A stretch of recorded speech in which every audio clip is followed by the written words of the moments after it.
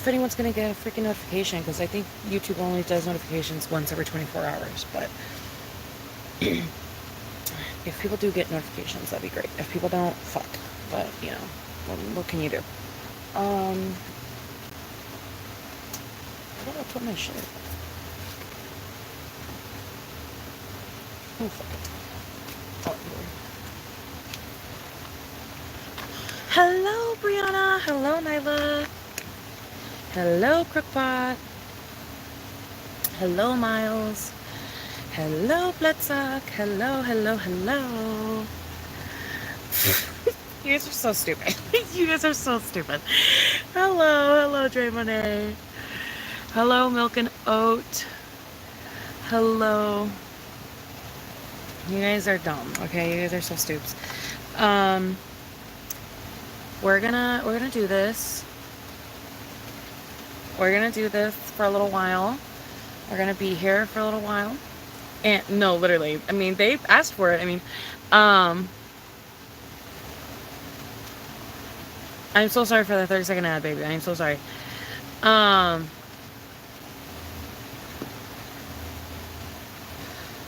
They're gonna watch a homie with his homies. But damn, that sucks, baby. But I mean, I'm here. Oh, I don't know if we're gonna do our makeup or what. I don't know if we're gonna do anything. I don't know if this is even gonna be that long because I don't really have much to say. But yeah, girl.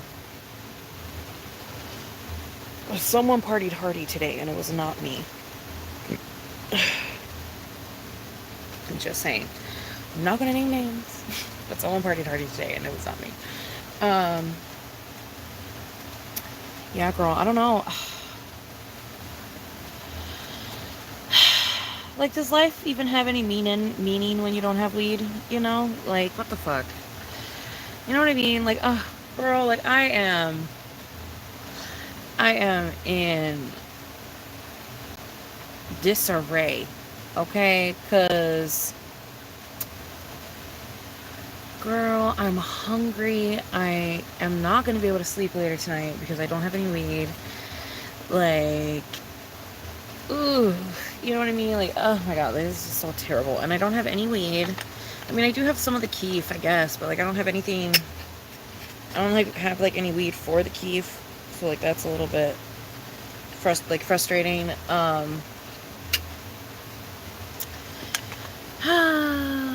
You know, do I have a pimple? Oh my god, I do. Oh. I don't want to get drunk. That's the thing. I don't want to get drunk. I saw what happened earlier today with someone else doing that, and I don't want to go through all that.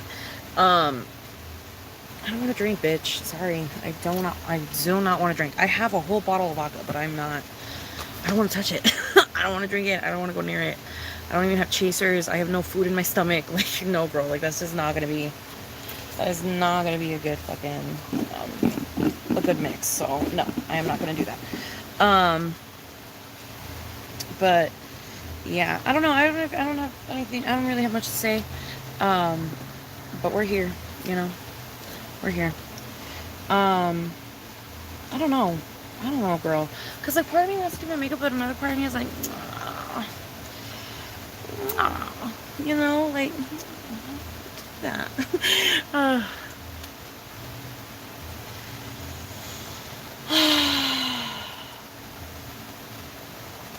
It sucks that there's, like, so little things to do in life. You know what I mean? When, like, you don't have money, and you don't have friends, and you don't have a car, and you don't live in a walkable city, and even if you did live in a walkable city, like, you could get raped and murdered at any corner, so it doesn't really matter. So then it's like, ugh, girl, like, what the fuck? Like, what the fuck?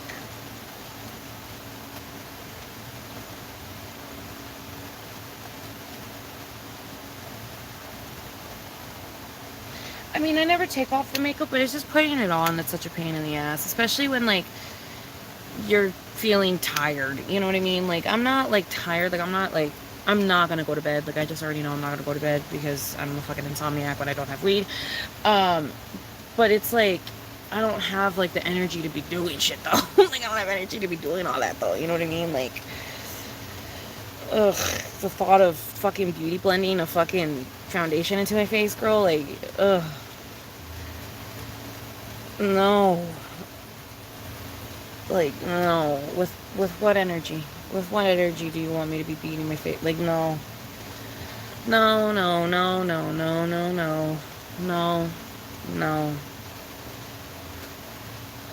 Just no, you know?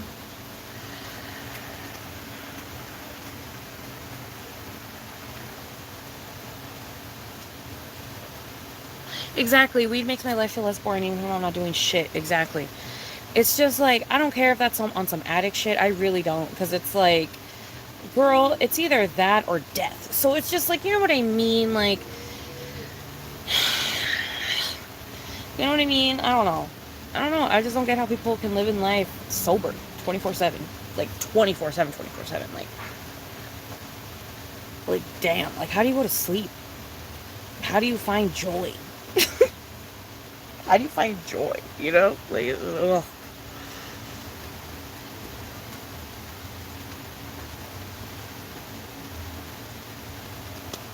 Hello, Jenny. Yeah, girl, that's all mental illness. No, girl, beating is even harder than doing makeup because that involves carpal tunnel. I don't want to beat anything. I quite frankly don't want to do shit. You know what I mean? That's the thing, is I don't want to do shit.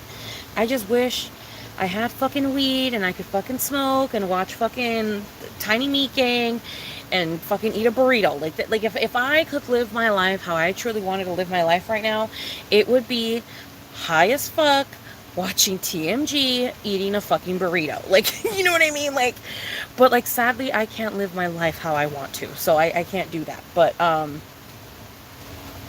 you know, oh well. Oh well.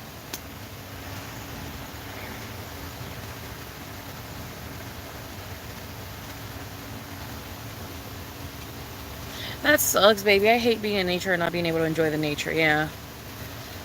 Oh, I feel you, babe. I totally feel you. Yeah, no. That's another reason why, that's another reason why I feel like I'm so picky with the idea of friends, is because all the bitches on Bumble are not stoners. All the bitches on Bumble want to go to fucking mimosas and get fucking pissed drunk and fucking pee in their pants and the fucking Uber. Like, I don't want to do that. I don't want to do that. I want to stay at home, get high as fuck, watch TMG, eat a burrito. Like, that's what I want. That is what I want.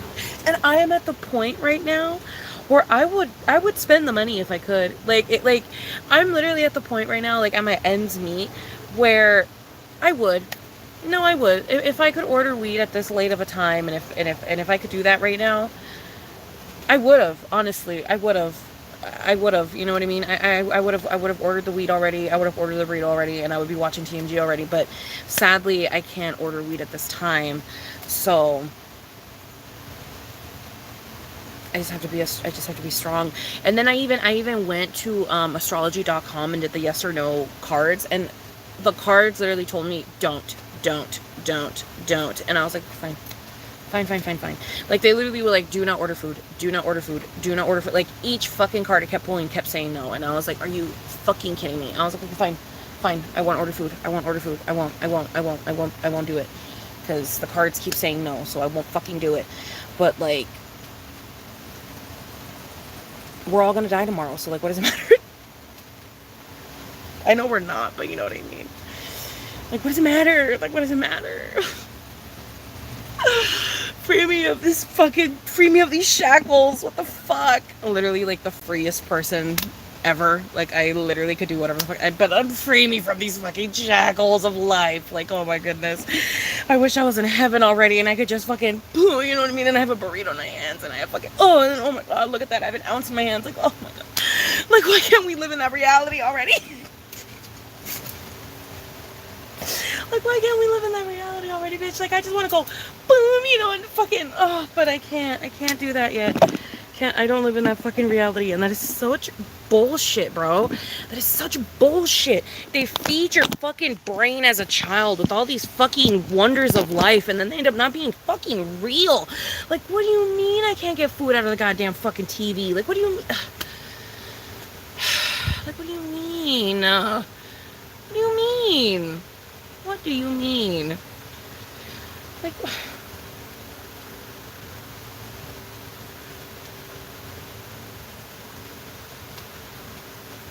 I want the fat bitches who rot in bed like me. Me. Yes, and if they crochet, that's a plus, you know? If they crochet and have like stuffed animals and like a TV in their room, oh my god, that is a plus. Bro, I haven't smoked in almost 16 months, but I used to smoke every single day. Today might be the day. No, literally. And yeah, the universe is food blocking me. It is a cruel world, bro. Like how can they feed our minds with all like these like amazing fucking ideas, and then they end up not being real? Like, how is that allowed? Like, literally, how the fuck is that even allowed? Like, how the fuck are we even allowed to have fucking thoughts that are not fucking real? Like, that should not be fucking allowed. Like, that should not be fucking allowed. Like, it just shouldn't be allowed. It just shouldn't be allowed. It just shouldn't be allowed. If it's not a possibility in current times, then we should not be able to think about it somehow. You know what I mean? Like, I don't know. You know what I mean? Like, we should only be allowed to think about it if we're gonna be the ones to make it. But if we're not gonna be the ones to make it, then why are we allowed to think about it? Like, I just don't like that. I just don't like it. It is so unfair. It is so unfair. It is so unfair. Life is unfair, bro. Life is so unfair. Life is very unfair, Bloodsuck. It's very, very unfair. Like,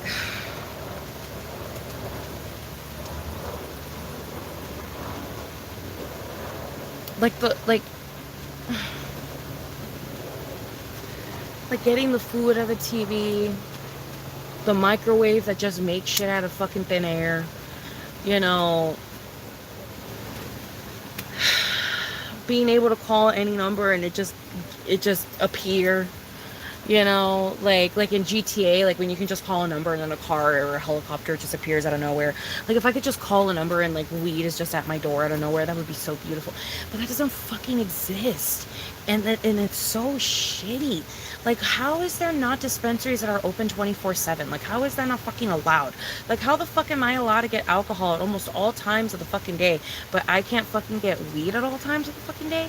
Like, there's a lot of liquor stores that will still sell you alcohol even after curfew time, because they don't give a shit. They just do not care. They don't care. Like, I don't know, bro. But there's no dispensaries that will just sell you weed. They just never sell you weed.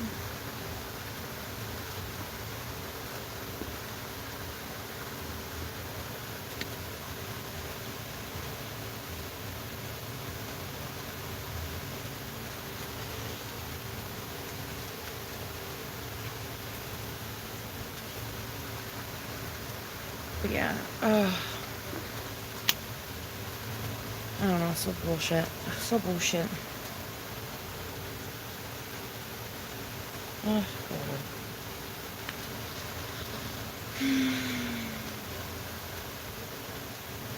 Yeah, 24-hour weed dispensaries would be such a beautiful thing, but also so bad because I would order weed right now. Like, no remorse, no thought about it, not even blinking a fucking eye. Like, I would order it right the fuck now. Point blank, period. Yeah, I can't sleep without weed, girl. I try. Believe me. Don't think I don't try. Don't think I don't turn off the phone. Don't think I don't fucking put it to the side and fucking close my eyes and shit. I fucking try. Okay, but I will be fucking laying there for like 20 minutes and I'm like, so God isn't real, right? Because, like, if God was real, he would let me fucking go to sleep. Like, he would let me fucking go to sleep. Like, if God existed, he would let me get some shut-eye right now. But he's not. And I can't sleep. And I'm awake. And I've been awake for 30 minutes, doing nothing. Just sitting here, standing here, laying here, whatever. And I can't go to sleep. and then I'll look at my phone for a little bit, and I'll turn it off again, and I'll try again. It doesn't work. And then on the third time, I just stay on the phone for the rest of the night, and then I don't go to bed until like 8 o'clock in the morning the next day. But that only really works on days when my mom goes to work, because then she goes to work and then I can sleep in her bed inside the house where it's like colder than it is outside. I can't really do that on days when she doesn't work, because obviously she needs her bed and she uses her bed. So I'm gonna try not to stay up too late tonight. If worst comes to worst, I'll just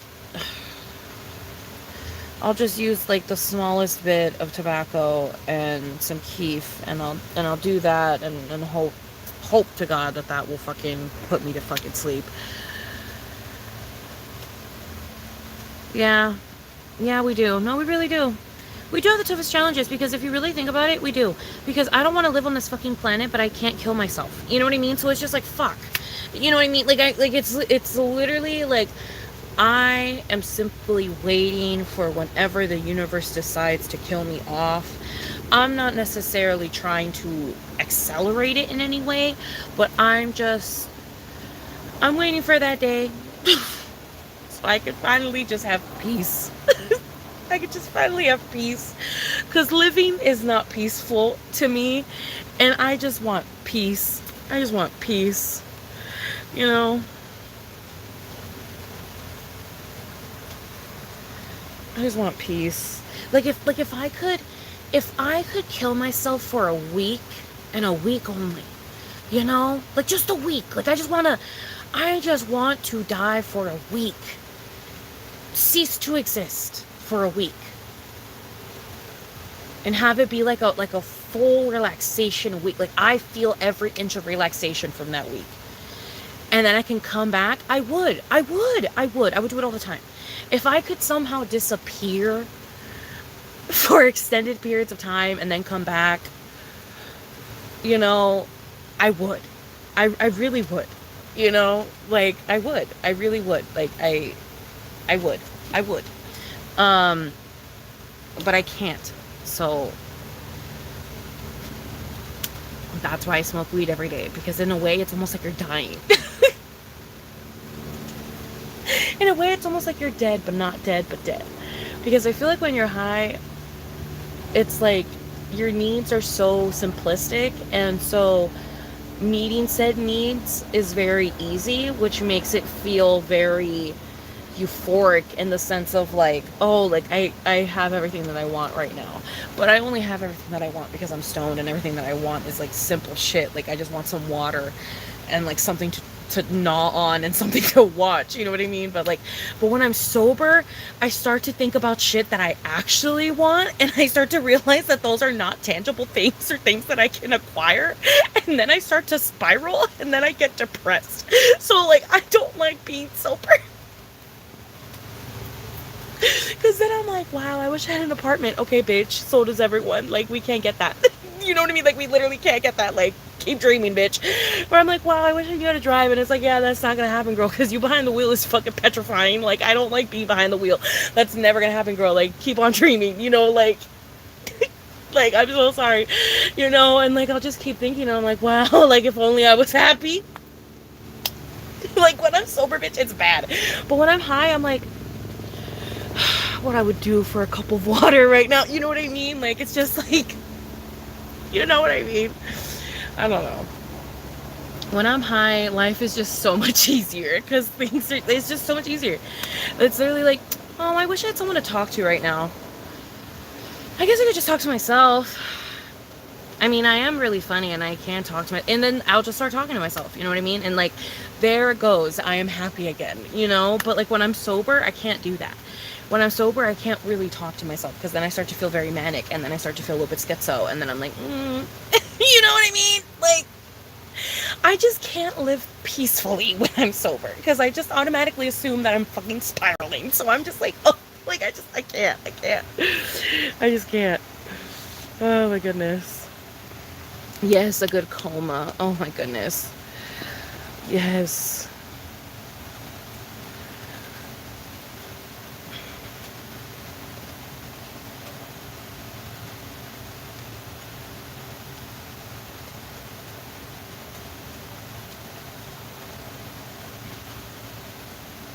Yeah, weed is literally happy gas. Yeah. Yes, everything just seems so simple and like, dude, like there's times when like I'm on a good one, like I'm on a good high. Like it's like I got stoned and I'm on a good one, you know what I mean? Where like I can conquer my fears type of good one. And I'll leave the house. And I'll like go and get food somewhere. Or I'll like go to the grocery store or something. And I'll like experience life for a second, you know what I mean? And like, does that happen all the time? No. But it does happen on occasion. When I'm sober, my my leaving the house to experience life is alarming. Do you understand what I'm saying? When I'm sober, it's alarming. When I'm high, it's like, oh, she's probably just gonna go and pick up a little something to grub on, and then she's probably gonna walk somewhere else, and then she's gonna from there she's gonna, go home, and then when she gets home she's gonna relax and whatever. It's not batting an eye. When sunshine goes out sober, when sunshine goes out sober, it's scary. It's a little scary. You don't know what's gonna happen with her. She could just go pick up food and come back home and it would be normal, or she'll have an existential crisis while outside and think that the world is a fucking simulation. So it's like, you know what I mean? Pick your poison,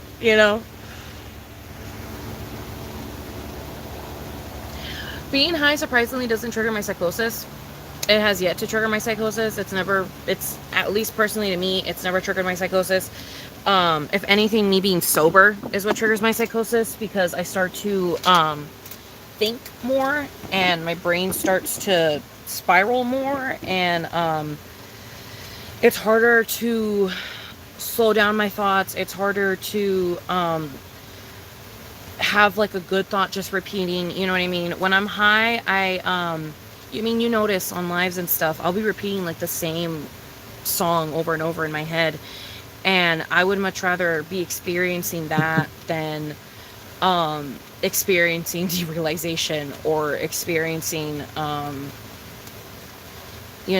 just like mild forms of mania, where it's like I'll walk outside and for some reason the way that the sun hits me just feels weird, and so then it's just like you know what I mean, like it just puts me in a bad headspace. And that only ever happens when I'm fucking sober. Like, it only ever happens when I'm sober, and it's something that I've noticed, that it, like, my like, I guess, derealization, or no sé qué what, like, I don't know, but, like, whatever that feeling is when things start to feel so unbelievably fake and calculated and shit, when things start to feel that way, it's always when I've gone a very, very long time in sobriety. Like, if I've gone a very long time in sobriety, that's what starts happening to me. And so that's freaky deaky. Like, it's freaky deaky. And like, I've noticed that when I smoke, that doesn't happen. When I smoke, I don't fucking spiral into that madness of living in a fake world type shit, you know what I mean? But something that I've noticed is that it always happens whenever I'm sober, and I don't know why. I don't know why that is. But I've never really had those types of issues when I'm stoned.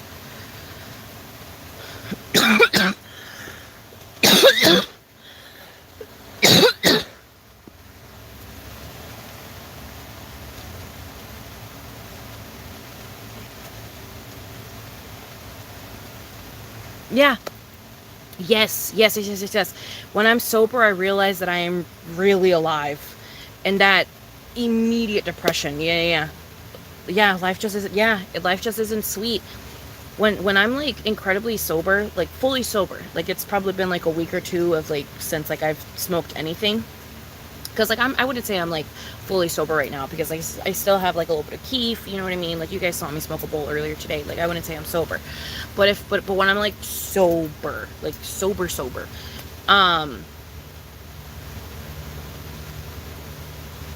it's, I don't know, it's just like a smack in the face for some reason, and it's not a pretty one, and it's not one that I enjoy, and it's not one that I like. And I wouldn't be surprised if this is shit that addicts say, you know what I mean, about their fucking drug of choice. But I don't know, dude. It's just I haven't found anything else that makes me feel comfortable with the idea of life, and it's just the only thing that helps me with it, because alcohol also doesn't help with the comfort of life at all. So it's like, I don't know, but weed really does help with the comfort of life. The only times weed doesn't help with the comfort of life is when people start to like shit talk you about it. You know what I mean? It's like that meme where it's like Little Caesars is so fucking good until you have a bitch fucking whispering in your ear telling you that it's bad.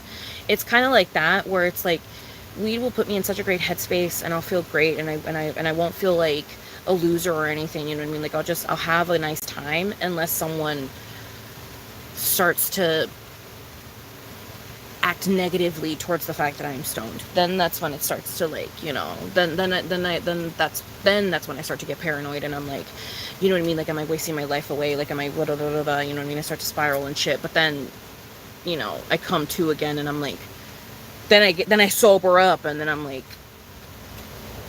oh no, yeah, that's why I like to smoke weed, because if I don't smoke weed, everybody angers me. Everybody says shit under their breath that pisses me off. Everybody does things that pisses me off. Life in general pisses me off. But when I'm high, it doesn't feel that way. When I'm high, I have a little bit more patience. I still get annoyed at life, of course, like anyone would, but it's not to the capacity, I feel like, when I'm sober. Because all the times that I spiraled, bitch, it's because I was fucking sober. Yes, walking around Walmart and Target alone while high as fuck is the best thing ever. Yeah, that's one of the funnest things. Yeah, I wish we didn't all feel this way, but I don't know, dude. Therapy wasn't helping me, only because every single fucking therapist that I got just did not help my symptoms at all. My very first therapist that I experienced at that clinic laughed at me when I said that I was speaking to angels and that I felt like I was in a TV show where my family members and everyone around me was fake and they were actors. She laughed at me, and she told me that that's not true. Like, it's not like it, like, as in, like, it's fake or whatever. Like, I shouldn't believe that. And that just solidified it even more for me that I was in a TV show and that there was actors. So it didn't really help in that situation at the time. It also didn't help, and this sounds so shitty to say, but it did not help that they were also visually impaired, but would look at me dead in the eyes and say weird shit under their breath. So it made me, it just made me disassociate really badly, and it would make me think even more that they were an actor, and it would make me think even more that I was in a fake scenario and that they fucking can read my thoughts and da da da da da. And so I had to stop seeing that therapist. I didn't want to say why I wanted to stop seeing that. I couldn't tell the therapist why I wanted to stop seeing them, because I didn't want them to get offended, because it wasn't like it was literally nothing against them. I have nothing against people that are blind. I have nothing against people that are blind. But when you are my therapist and I am on fucking cloud 9 thinking that there are angels and fucking God and like fucking actors and shit speaking to me and like reading my mind and like reading my thoughts and shit, I am so sorry, but that type of therapist is it did not help. It just did not help. And so then they gave me another therapist, and that therapist was a little bit better, but they just didn't understand what the fuck was going on. And it just made things very difficult whenever I would explain shit to them, because I would explain shit to them and then they'd say shit back to me, and I'd be like, I understand where you're coming from. Like, I totally get where you're coming from, but I don't think you get where I'm coming from. And that's where I'm getting frustrated, because I don't think you understand what it is I'm explaining to you, and I'm getting frustrated because I feel like it's not hard to understand. Like, I was talking to angels. Like, how is that a hard thing to understand? You know what I mean? Like, how is that a hard thing to understand? Like, I don't know, girl. Like, I don't know why, but they kept brushing off the fact that I was having like a spiritual psychosis. Like they just completely brushed it away. Like they just did not give a shit. Like they were just like, so do you want to harm people? And I'm like, no, I don't want to harm people. Like I don't want to harm people. I want them to get karma. You know what I mean? I want the universe to do that for me. But I don't want to do shit to people. I'm not trying to do shit to people, but I know God will. You know what I mean? Like, you know, and that's what I would tell them. And like, girl, it was literally like talking to a wall. Like, at least for me at the clinic that I went to, it always just felt like I was talking to a wall. And then my therapist quit and left. They didn't tell me shit about it. And then finally they did inform me. And then after they informed me, they were like, yeah, we don't know how long it's going to take for you to get a new therapist. And then they just never called me back. And so, and that's another thing that I don't understand is that, like, you know that I'm mentally ill. What the fuck makes you think I'm going to call you, bitch? Like, you need to call me. Like, like, I am fucking, like, dude, like, I am of the notion that everything around me is fake. And everything around me, you know, not necessarily revolves around me. I'm not saying like anything like that. Like, it's not like on some narcissistic shit. It's just more on like some, it's just weird because I'll be thinking something and then something will happen in correspondence to what I was thinking. You understand what I'm saying? Or like, you know what I mean? Whatever. And so for some reason, I just respond better to things like that. And therapists just don't really get that. They don't understand that. They like want me to do all the steps to get the help. And what they don't understand is that I do want the help. I do want to get the help, but it's just that I'm not going to call you. I'm so sorry. Like, I'm not going to call you.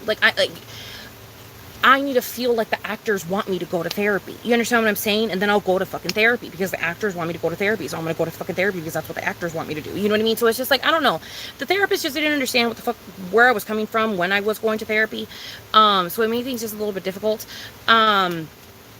I am looking for a therapist now, and I want to find a therapist that specializes in derealization and that specializes in people feeling the way that I'm fucking feeling, because I feel like all my therapists were just there for like anxiety and like regular shit, and I was just like, this isn't like, I'm not experiencing regular shit. Like, I'm like I spoke to God in the fucking Uber earlier. Like do you not understand like where I'm at mentally? Like, I don't know, dude. It was really annoying when I was going, which is why I want to find another fucking therapist, because I don't know, dude. Because I'm not saying that I wanted them to tell me like, oh yeah, you were talking, it's not that. It's just more of like, they would never try to, what's the word? Not convince me. They would never try to like reassure me that wasn't what it was. You know what I mean? Like they never had a good enough answer to reassure me that wasn't what it was. Because I'd be like, well, then why did they answer to my questions so like specific, like so perfectly and so and they'd be like, oh, because they probably like, you know, they probably noticed that you needed someone in that moment. And I'm just like, girl, how would they notice that I needed someone in that fucking, unless they're a fucking angel or God, bitch. Like the fucking answers that you're giving me are not fucking helping me in this situation. Like I feel like a better answer would have been like, oh, they probably experienced the same shit that you went through, so when you started talking about your shit, it just fucking, you know, rang some alarm bells in their fucking head about the fucking experience that they fucking had, and so that's why they fucking told you the shit that they told you. That would have fucking, you know, brought me back to world. That would have brought me back too, but no. They fucking, well, you know, they probably just felt compelled to say that. You do realize that when people feel compelled to say things, it's because it's like God and angels and shit, right, in my head, right? Like, you understand that, right? Like, when things happen out of random and out of without logic, my brain sees that as angels and God.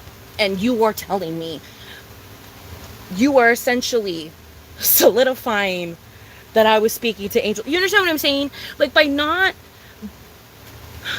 not making this into a logical situation, you have now re-solidified in me that I spoke to God in the Uber earlier. You understand what I'm saying? Does that make sense?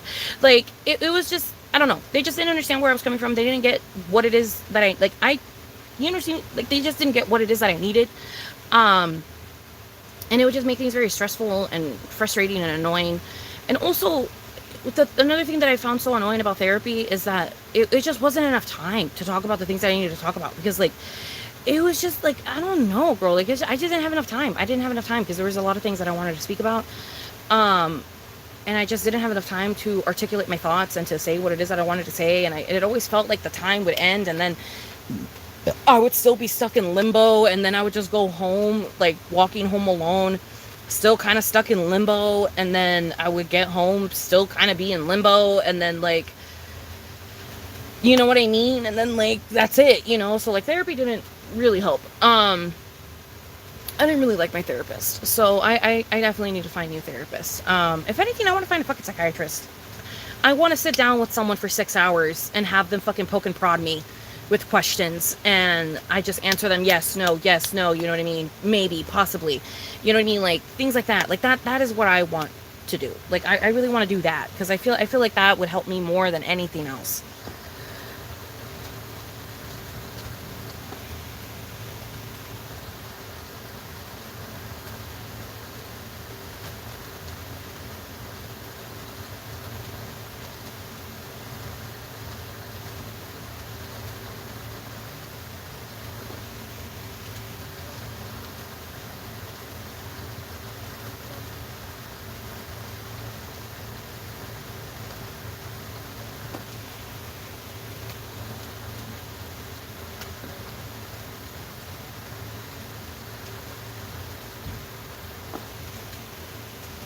Yeah, it's really hard to find a good therapist.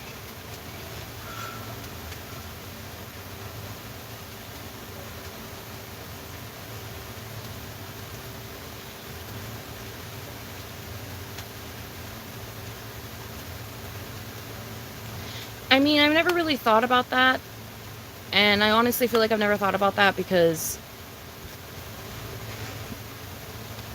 like, on some real shit, when people in your life minimize your brain problems, it makes it hard for you to do things like that, because for them it may seem like you are completely normal, but that is because they don't hear your brain going 24/7. You know what I mean? They don't know what the fuck is going on up here. You know what I mean? Like, they don't know what the fuck is going on up here. They don't know the fucking migraines that I get from just thinking. You know what I mean? So it's like, and I could tell them about it, but, like, they're not gonna fucking get it. They're not gonna understand it. So if I were to be a part of any of those types of organizational groups, it would be because I did it on my own outside of this living situation. You know what I mean?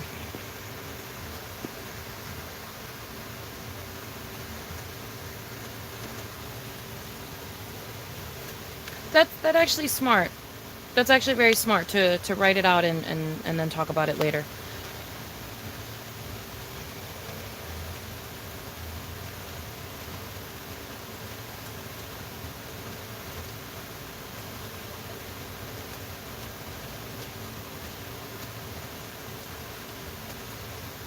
I know, but I feel like I would like that from a psychiatrist, because a psychiatrist sees it in the scientific way, where it's like, okay, so you have racing thoughts. Okay, so do you do this? Do you do that? Do you do this? Do you do that? Do you do this? Do you do that? Do you do this? Do you do that? You know what I mean? And they go down through the entire fucking curriculum. So that way, then at the very end of it, it's like, okay, just from this fucking questionnaire, I've detected this, and this in you. Okay, so now that I've detected this, and this in you, I can give you these fucking medications. But now that means you can also talk about this with your therapist. And now you can bring it up with your therapist. And now your therapist can be aware of this shit. So then they can try and see if they can see these things in you when you go to therapy. You understand what I'm saying? That's why I wanted to go to, like, a psychiatrist that, like, sits you down for, like, the 5-hour fucking questionnaire bullshit. You know what I mean? Because I wanted to be able to have an understanding of what the fuck was going on with me. So that way then when I did go to therapy, I could just be like, this is what's going on with me, or like, this is what a psychiatrist told me was going on with me. Now help me with these things. And I like kind of sort of got that, but not really. And then I also got really shitty therapy, so then it didn't really help. But I feel like once I find a really good therapist, I feel like I'm going to be on a way better path. It just didn't help that my therapists were not, they were just not accommodating, and they were not understanding. Like, there were so many times, like, girl, I very clearly have some type of fucking fucked up mental fucking sickness to where I don't like leaving the house. I know that for a fact. It scares me to leave the house. I don't like leaving the house. I don't like leaving for like long periods of time, and then randomly out of nowhere I'll like to leave a lot, but I'm in that period of time right now where I do not like leaving my house, and I was in that period of time for a while, and I kept telling my therapist that, and my therapist was like, well, you still need to go to therapy. And I'm like, why can't I do it over the phone? And they're like, we don't do it over the phone. I'm like, why not? Why can't you? You have a phone in your office. What is the fucking difference? Like, I just, like, I don't know, man.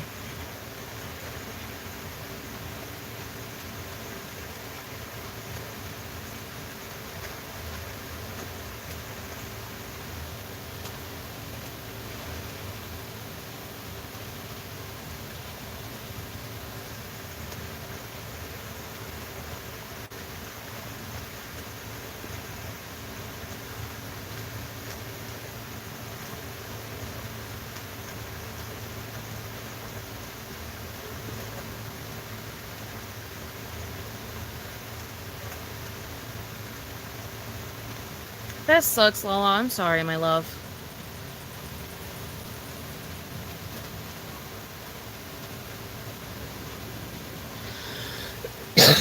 I feel you on that, blood suck. It's never felt genuine. It's never felt genuine.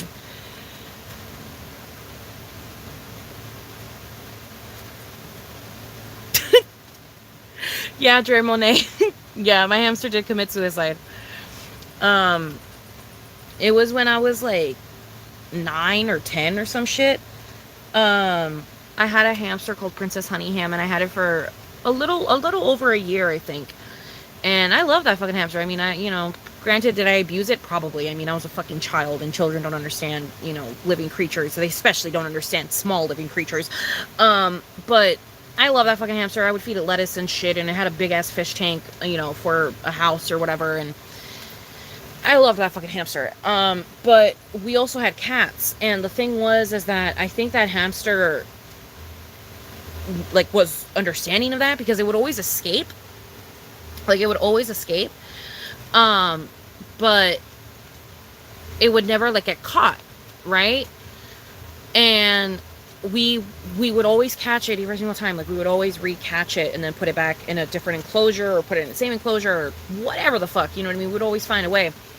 But somehow it escaped. It's like, I don't even know how many fucking gallons, girl. It was a fucking enclosure. Like, literally, bitch, it was a tank, like this big, bitch.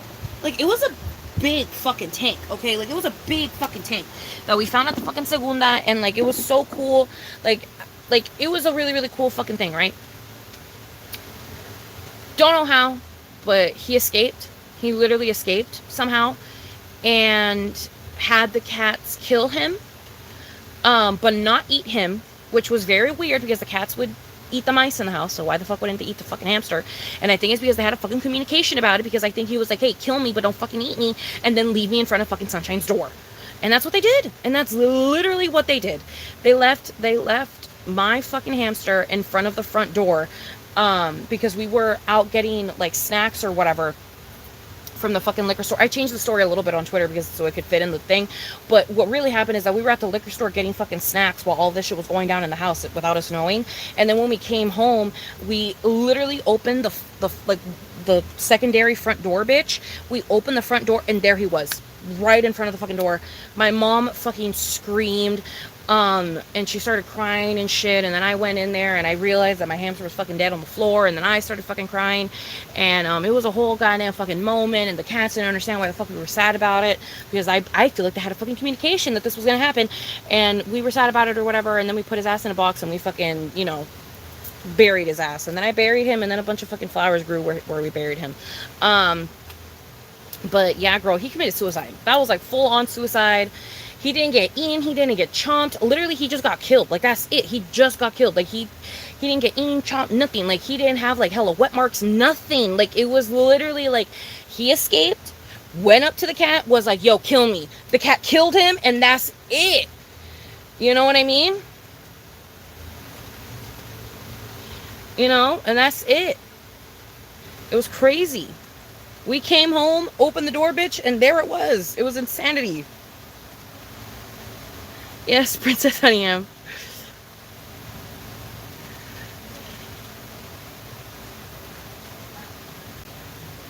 All the hamsters are escape artists. Yeah.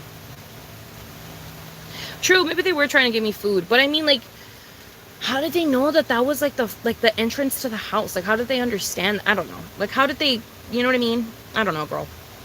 Cats are crazy. I don't know. My first psychiatrist was thankfully very sweet. He just always forgets what's wrong with me. But, I mean, he's old, so it's okay.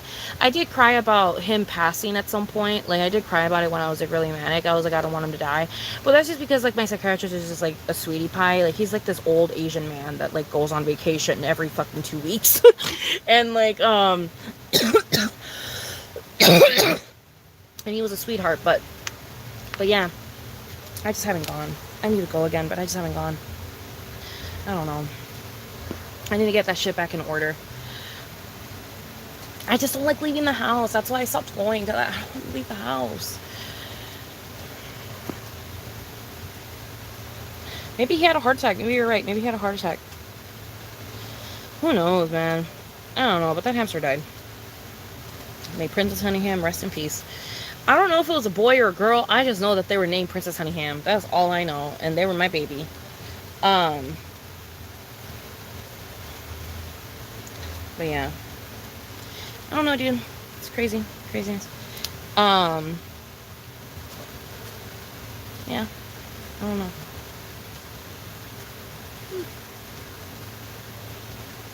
I should just pray. I also miss all those cats. I loved all my cats. And then my mom, you know, went cuckoo bananas and threw them all out. But it's okay. I loved them when I had them, when I did have them.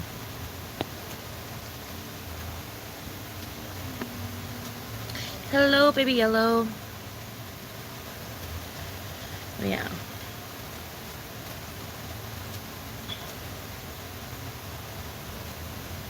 Princess Honeyham was cool. It was cool.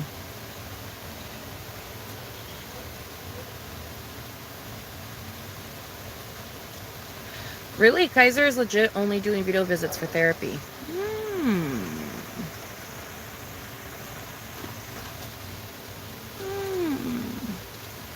Low key, kind of interesting.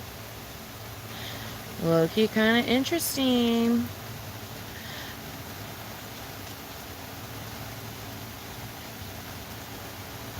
It's impersonal that way, and you wish you could do it in person? I guess that makes sense, yeah. No, babe. In SD, it feels like a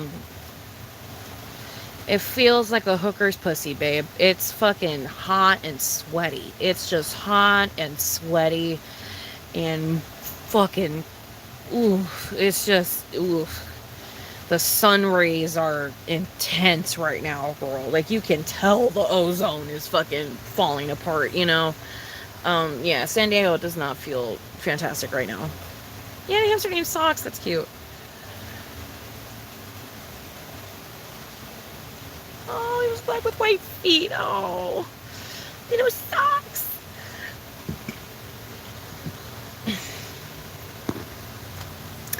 Oh, thank you so much, Marie. You are such a sweetheart. That honestly, that's gonna go to you know what tomorrow, bitch. That's gonna go to you know what tomorrow. Thank you so much, my love. Oh, girl. Bitch. Ooh, bitch. Ooh, bitch. And if I'm lucky,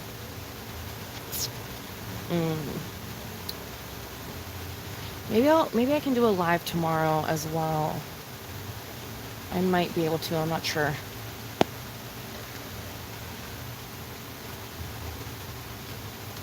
Yeah, it's Dallas right now too, Stephanie. Yeah, it's just hot. It's been hot.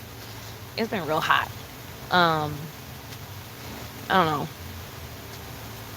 You start college on Monday, you're scared as fuck. Damn. It's crazy.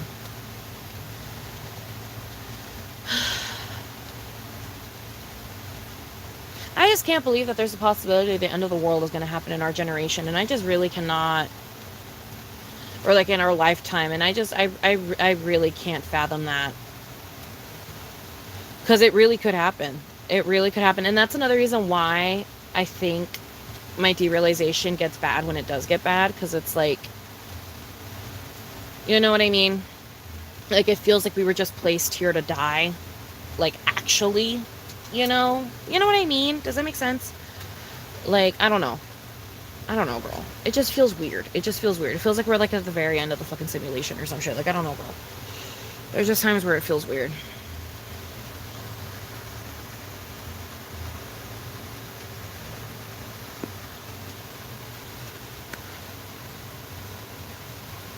But yeah, I don't know, dude. Life is scary. Life is super scary. I kind of want to be a crackhead and do what I was gonna do and fucking put weed up in this hole. Or, not weed, but cigarettes. Look how many fucking cigarettes I still have. My friend literally bought me this pack.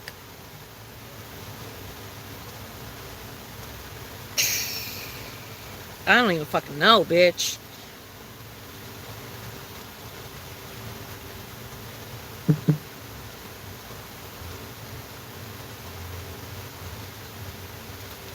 I think they might have bought them in March.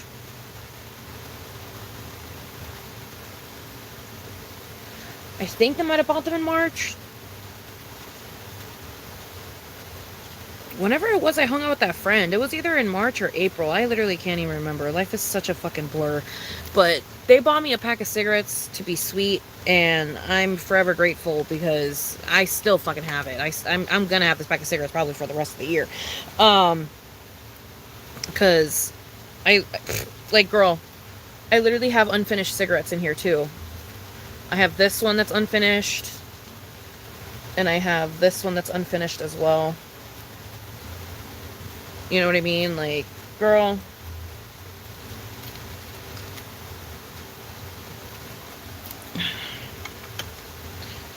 It's because I'm only an alcoholic during the summer, or during the spring, girl. I don't know why I go wild during the spring, but I do.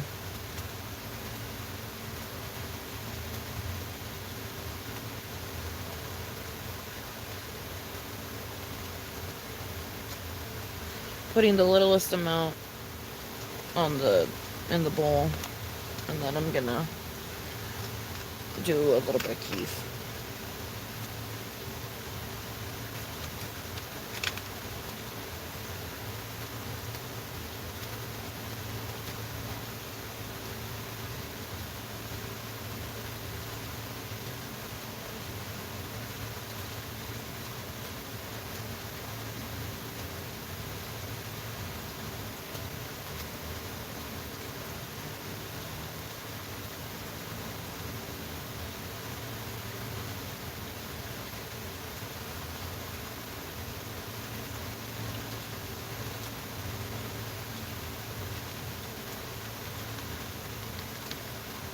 Someone told me today, they were like, I've never puked while smoking. You need to get your lungs checked. I was like, dude, leave me alone. I was like, okay. Like, no, stop. No. I'm not the only bitch that's ever fucking puked while smoking before. Like, leave me, like, no. I've never done that. Yeah, and you've been smoking for less time than me. Like, okay. Like, what the fuck? I was like, okay, dude. I was like, whatever, my guy. Like, Like, maybe I should. I mean, I do live outside. Like, maybe I should go to the fucking doctor and check on my lungs, but it's not because I fucking puked why I should check on my lungs. You know what I mean? Like, no. If anything, I should check on my lungs because I live outside.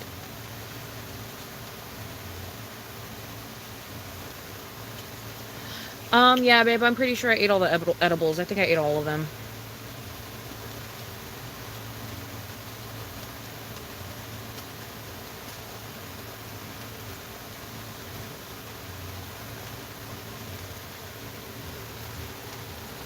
Okay. I have the littlest bit of keef and some tobacco in here, so let's take this hit.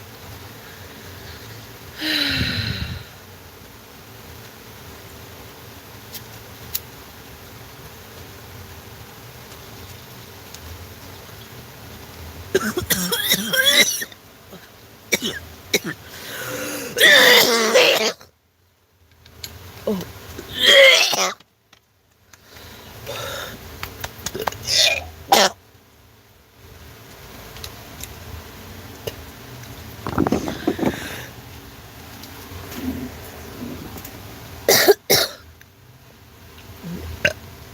Oh god, that tobacco hurt.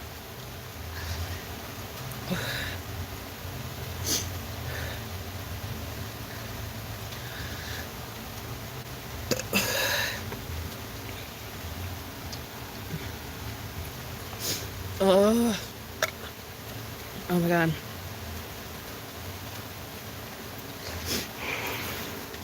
Ew. Yeah, I'm not gonna do that again. Ugh. Ugh.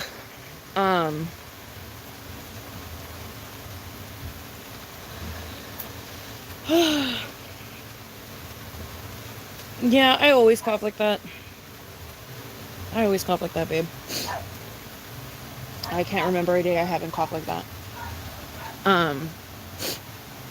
But yeah, I know. Qué barbaridad.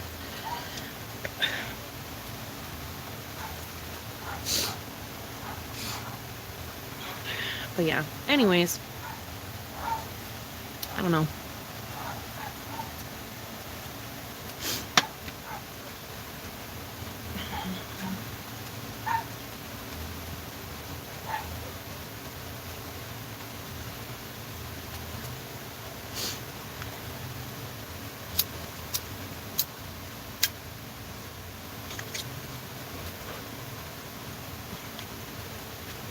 There was like the smallest bit of wax in there.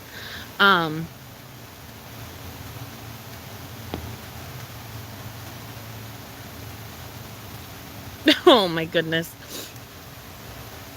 Definitely do, Miss Voodoo Mama. Definitely do. But yeah, man. I don't know. Ugh. I don't know. Ooh. Oh, I just cracked my back and I felt so good. Yeah.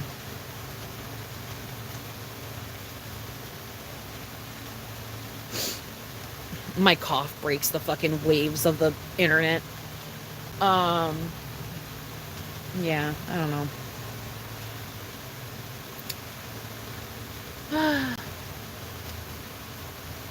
I wish I knew people that had weed.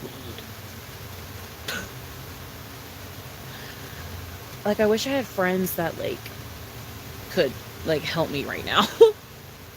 Like, even if I had to buy it from them, I wouldn't care. Even if I had to buy it from them, fuck it. Can you sell me some for $20? Like, I don't fucking know. You know what I mean? Like, shit.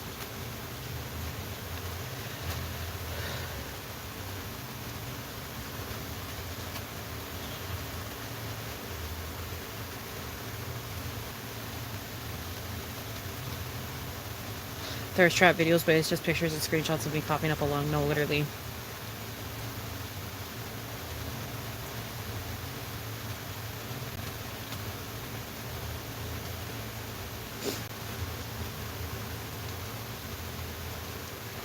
But yeah.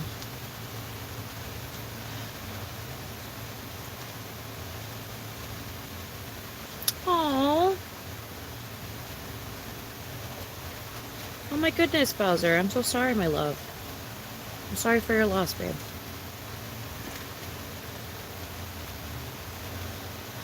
No, I always order online, babe, because I don't leave the house. I don't leave the house. Everything that I do now, I do on my phone. I don't leave the house ever. I don't know. I just haven't left the house. I don't know. I just haven't. It just always seems like such a mission, and I don't know. You know what I mean? It just always seems like such a mission to leave the house, and so I just haven't done it. Um, but yeah, I go to I buy it online, but yeah, I get it delivered. I pretty much get everything delivered because it just makes more sense to me as well. Because I'm like, okay, so what? I'm gonna spend $10 on a lift to get there. Then I'm gonna spend 100 on the groceries that I need to buy, and then I'm gonna spend another $10 to $15 on the lift back home.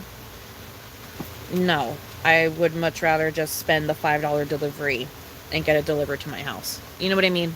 So I do everything by delivery.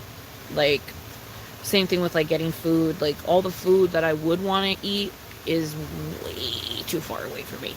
So I'm like, okay, so I'm just gonna order it. I'll just order it. Um, and that's what I'll do. And then with the weed, same thing. There's like no dispensaries really by me, so I just order it. I just order the weed. Um, yeah, no, I don't leave the house for anything because it doesn't make sense mathematically to me. That's literally the only reason why. It just doesn't make sense in the grand scheme of things to me, because I'm like, I'm gonna be spending an extra $30 just so I can go do this in person when I could do this on my phone and not have to spend those extra $30 on random transportation when I could spend it on more groceries. So that's what I do. But yeah.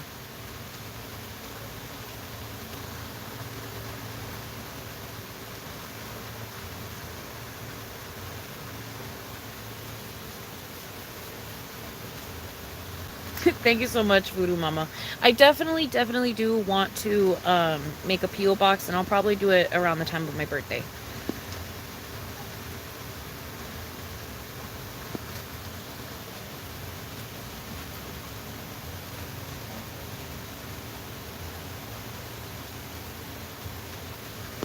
I'm definitely down, Miss Voodoo Mama. I'm definitely down. Toronto has 2 decibels on every corner. Oh, that's a fucking dream. Yeah, no, that is not here. Not here. Not in San Diego.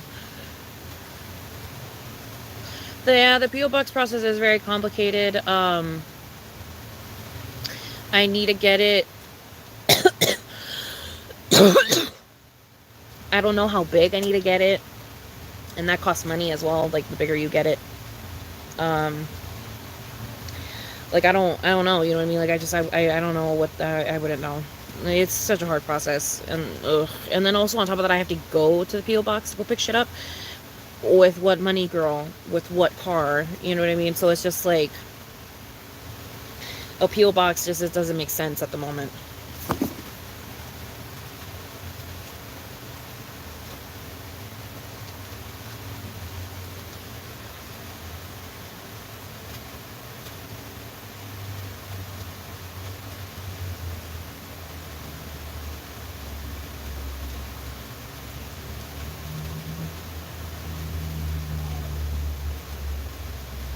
It's a problem when you're trying to take a break, yeah.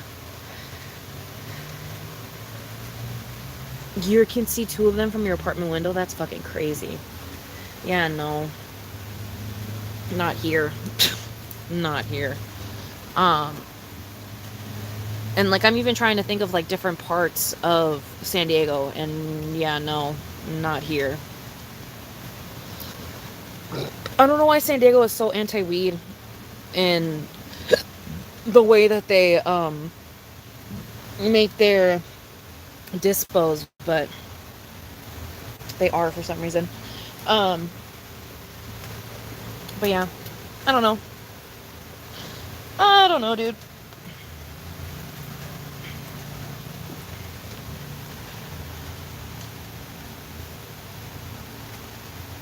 And you're not wrong, Ulani. You're not wrong. You're not wrong. But yeah. I don't know. I don't know.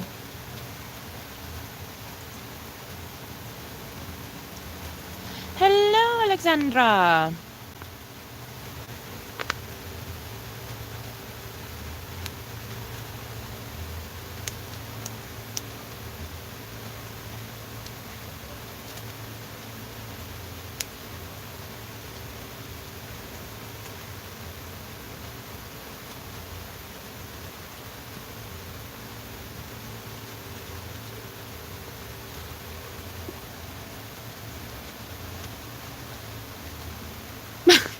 Oh my goodness, bloodsuck. Yeah.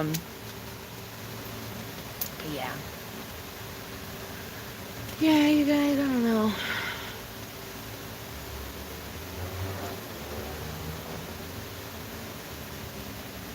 I don't know.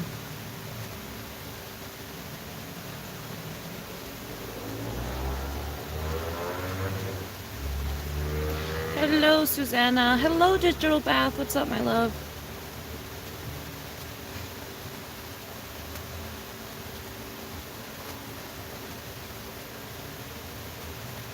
Hello, Marcy. What's up, babe? Yes, I am live at the moment. Nice. Period, Ms. Voodoo Mama. But yeah. I wish I had more like weed hidden places, but I don't have weed hidden in any places. I don't have any more hidden weed anywhere, and it's so heartbreaking. I wish I did, man, but I don't. Like me, it's trying to remember like other spots.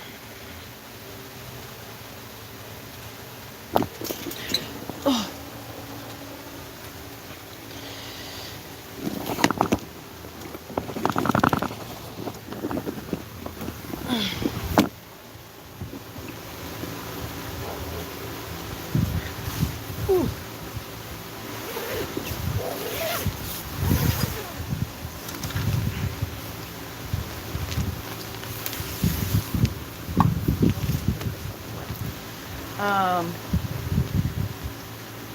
Yeah, no, girl, I don't have any fucking weed. Who the fuck am I kidding? Who the fuck am I kidding?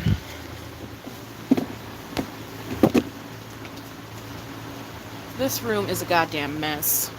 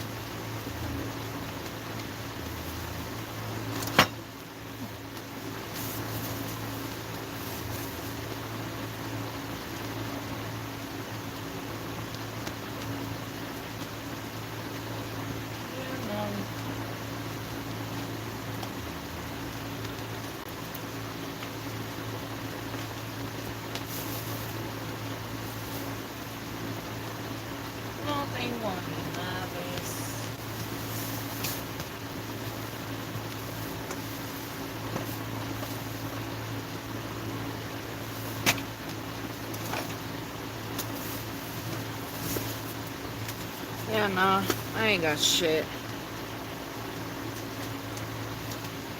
I don't even have any, like, empty carts anywhere or anything like that. I literally have nothing.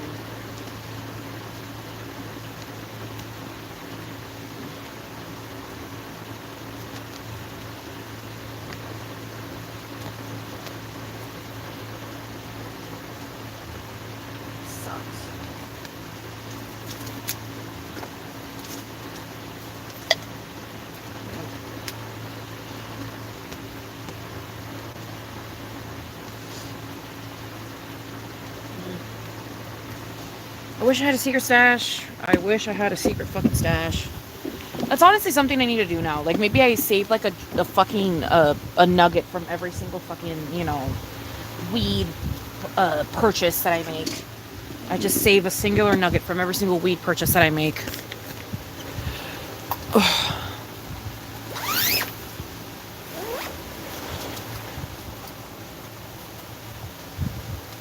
Oh shit.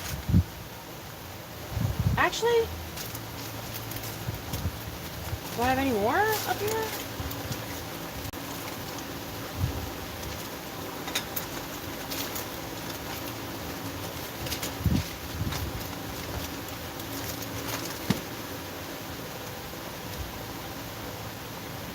Oh shit.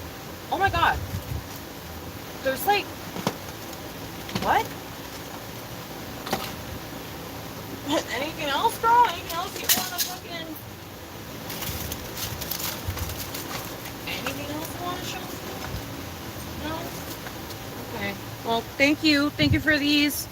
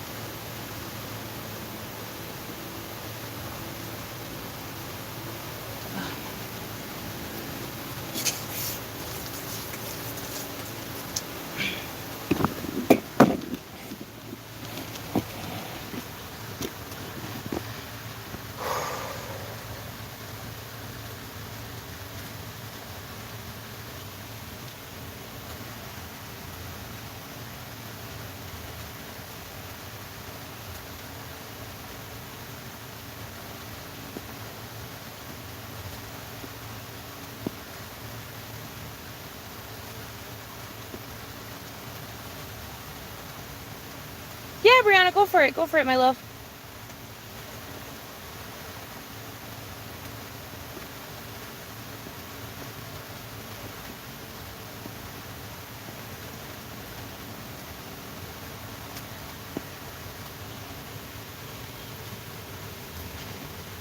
Okay.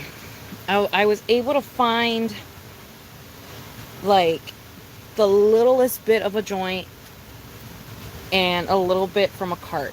So...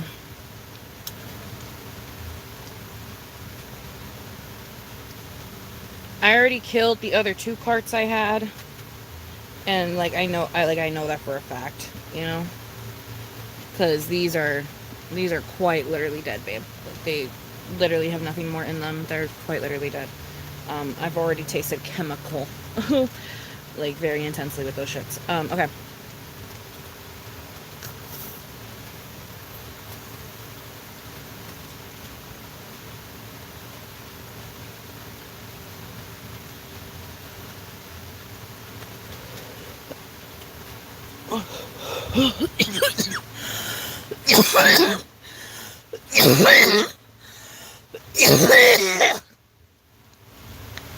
Whoa.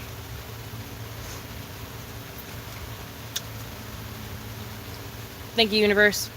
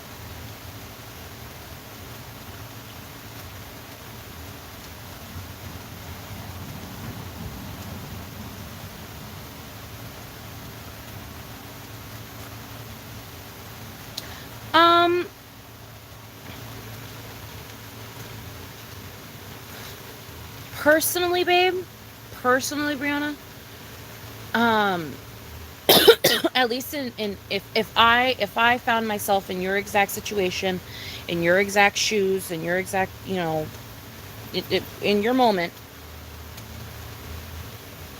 uh, I wouldn't lose my shit. I would just be like, oh shit, one of the fucking workers finds you hot, bro. Like, they put this shit in the fucking groceries, and then, like, hopefully we can have, like, a laugh about it or something, or, like, or, like, maybe he can be like, look at me, but I wouldn't see it as anything other than that. I wouldn't see it as, I mean, it's not like it said, like, hi, hottie, thank you so much for, like, an amazing night last, like, it's not like it said anything incriminating. It was literally just like, it just sounds like a worker trying to shoot their shot with a hot guy. And, like, while it's not professional to do, it's not really something to, like, get your panties in a twist about, because it's like, okay, who cares? Like, you know what I mean? Like, it's just like, I don't know, like, someone found your man attractive. Be happy that you're not with some ugly bitch. Like, you know what I mean? Like, you could be with some fucking Notre Dame looking motherfucker, but, like, you apparently got some hot badookie with you. You know what I'm saying? That, you know what I mean? Like, just be proud. Like, just be proud that you got a hot man. Like, if he cheats or some shit, then that's a whole other fucking conversation. But it's like, if it's just him getting a compliment, that, like, why the fuck are you getting mad that your man got a compliment? You know what I mean? Like, I don't know. Like, why are you mad that your man got hit on in a fucking card? Like, that's like if a fucking waiter said, like, what's your number or whatever, like, on the receipt to you. You know what I mean? Like, it's not anything, like, unless you give them information about you or some shit, like, it's literally, like, not like, it's just like, oh shit, like, someone thought I was cute. Like, that's all it is. That's literally all it is. Someone thought it was cute. You know?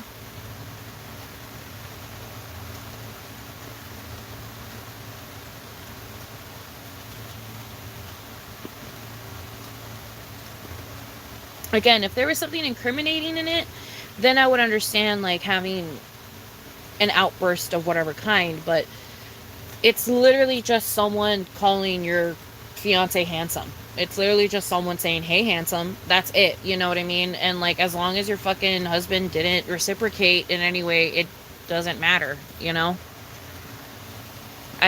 me, like I said, it just looks like someone shooting their shot. It doesn't look like anything other than that.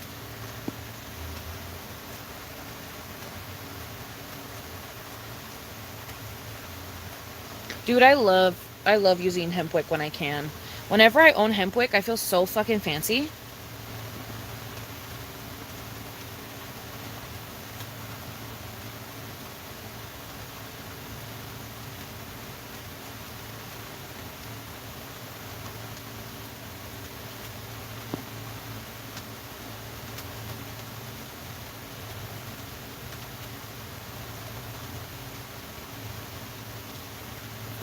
Yeah, hempwick is great. I love hempwick. The only problem with hempwick is that when you start getting super stoned, hempwick starts to become a little bit more difficult, because sometimes you can fucking burn your shit down, bitch.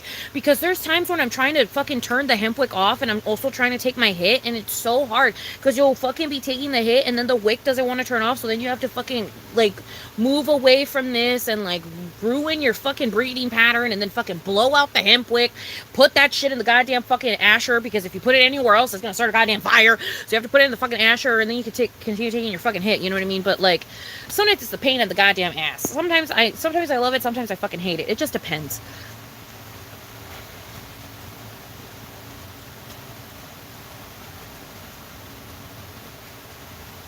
Yeah, like, I would be fine if, like, if my man was, like, making jokes about it, like, I'm hot or whatever. You know what I mean? Like, it would be funny if, like, he made a joke and was like, like, like, I guess I'm a hot commodity.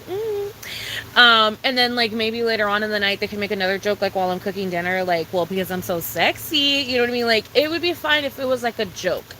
But if, I don't know, girl, you know what I mean? Like, if they showed signs of, like, them knowing the bitch and that they fucked her, then I would understand getting mad. But if they didn't, then I don't get it. I don't know. But that's just me. That's just me, though.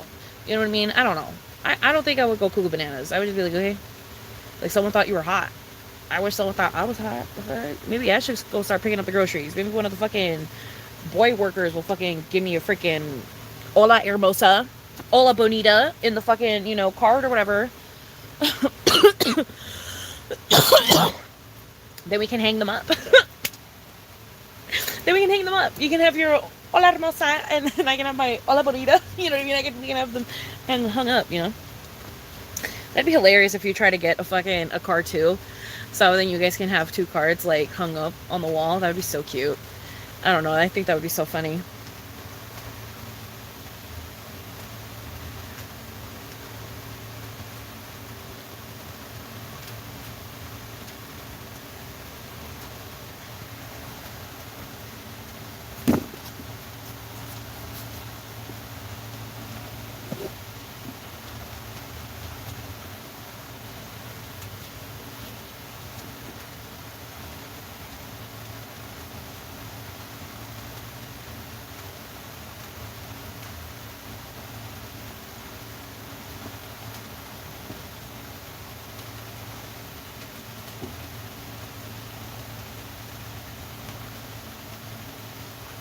Oh, Milk and Note.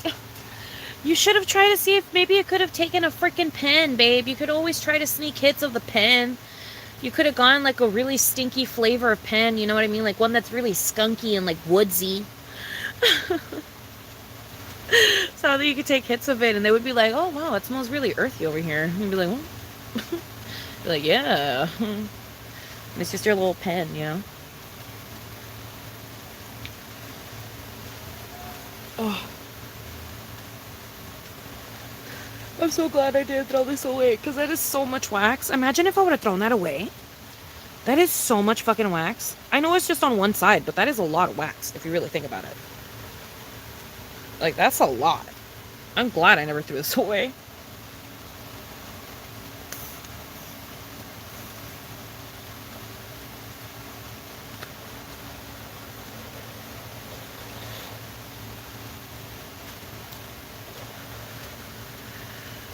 You guys already know I prefer glass. I like bongs. I prefer bongs. But if I was in a perfect world, I would be only smoking joints, probably. Because joints are the most pleasurable for me, but they also take up the most weed. They don't last the longest, and, you get the least amount of high, I feel like, from it, because you don't get that much smoke. But, I do really love joints. If I had money, I would be a joint person. Like if I had like true money, like if I was like a rapper and I had my own fucking like my own joint, person that roll me joints and shit, I would be a joint person. I don't think I would probably touch glass for a while if I had money, because I would just buy joints. I would just buy joints and smoke all my weed in joints. But I don't live in that type of luxury yet, so I use bongs. And I like bongs. I do really, really enjoy bongs. When I have money, though, I do want to get a really cool bong. Which really sucks that I do have a really cool bong. Technically, that is mine because I paid money for it. But I left it in my ex-friend's car, and then they never decided to give it back to me for some reason. So now they just have that, and then they also have the $40 sweater I bought that day when I was manic.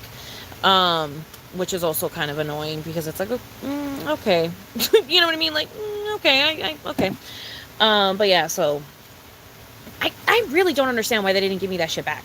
I really don't understand why they didn't give me that shit back. Like, what the fuck? Where's my bong and where's my sweater, bro? Like, come on. Like, come on, dude. I spent like $130 that day on my mania on just the sweater and the bong. Like, come on, dude. Like, why? Like, what the fuck? I don't know. That's such bullshit. I don't know why they never gave it back to me. I feel like maybe in their fucked up piece of shit white brain, they were like, well, I would always buy them dinner and stuff. It's like, yeah, because you offered. I never told you to. I never asked you to. You always offered to do that. So yeah, I don't know. Really annoying. I don't know why the fuck they never gave me my shit back. I really don't get it. I really don't get it. I don't know, dude. Then again, they never spoke to me after that day. Because I literally don't know what I did, bro. That was the day when I, like, spiraled. Like, that was the day when, like, I actually, like, spiraled. Like, it was bad. Like, I spiraled, you guys. Like, it was bad. Like, it was really, really bad. Um, yeah, no, it was really, really bad. I ended up at my old apartment, bitch. Like, that was bad. Like, intense, you know? Like, ooh, you know? Um, and I drained my bank account that day too. Like, it was just bad, bro. It was just bad. I almost bought a homeless guy like bike parts. I don't know, man. It was just bad. Like, I was up there. I was up there. And I hadn't eaten all day. I hadn't done anything all, like, no. Like, and they let me get out of their car. Like, and you know, understandably, because I do remember yelling at them. I did yell at them. I don't remember what they said. I think I said, "I'm right, you're wrong," and I remember saying, "I'm right, you're wrong," something about the universe, and I need to do what's right. And then I grabbed fucking food that I didn't even like, and then I don't know, dude. It was just so weird. It's such a weird fucking day, and they let me get out of their car, even though looking back, I'm like, girl, I was very clearly not in the right state of mind. I was not in the right state of mind. Mm-mm. And girl, I looked in the mirror during that time. My eyes looked terrifying. My eyes looked like little fucking like pin needles. Like it literally looked like little tiny black fucking holes for my freaking pupils, girl. Like, they were literally like, you know what I mean? Like, it was literally like, you know what I mean? Like, straight up. It was so fucking crazy. And like, I don't know, dude. That day was just a lot. And I remember I tried to message them and like contact them after the fact. I think I sent them a message crying at one point too. Like, girl, I was just not in the right headspace. And they just never replied. They never replied. They never stopped by my house again. They never gave me my shit back. They never explained to me what the fuck was going on in their point of view during that day, because in my point of view, I thought I was talking to the dead. You know what I mean? And to God. And I thought the universe was trying to give me like examples and like weird like quests and shit. Like, it was just a weird fucking day. So it was just like, I don't know, bro. You know what I mean? Like, I wish that person would just be a little bit more empathetic about the situation, and I don't know, explain to me what the fuck. You know what I mean? Because like, I barely even really understand what the fuck. So I just wish they would explain to me what the fuck. And it makes sense why they haven't contacted me now, because they've gone through a lot of life things recently, and you know what I mean? You know what I mean? They deserve every right to go through those life things, you know, on their time and stuff, and, you know, be with themselves, and, you know, whatever, you know, be with people that make them happy and stuff. But I do wish I could at the very least get my stuff back. Like, even if they just like dropped it off, like, you know, at the house or something. Like, I don't know. Like, I don't know. Or like, if they told me like, yo, meet me in this very like meet me somewhere that is so fucking like inconveniencing for you, but you'll come because you want your shit, you know what I mean? And I get to have my little last laugh because I have a car, and I don't have to, it's not inconvenient for me, but it's inconvenient for you because, you know, you don't have a car, or like people that are going to drive you, you know. You know what I mean? Like, even if it was something petty like that, like, I don't know, you know what I mean? I don't know, like, I don't know, just give me my shit back.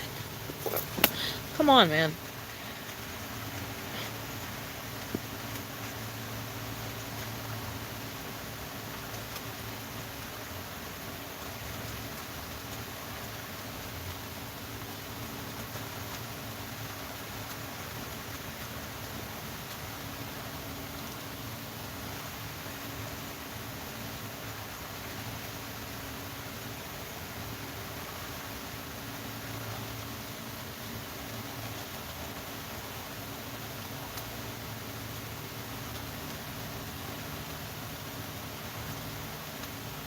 Oh yeah, babe, I've been asking for it back. Oh yeah, trust.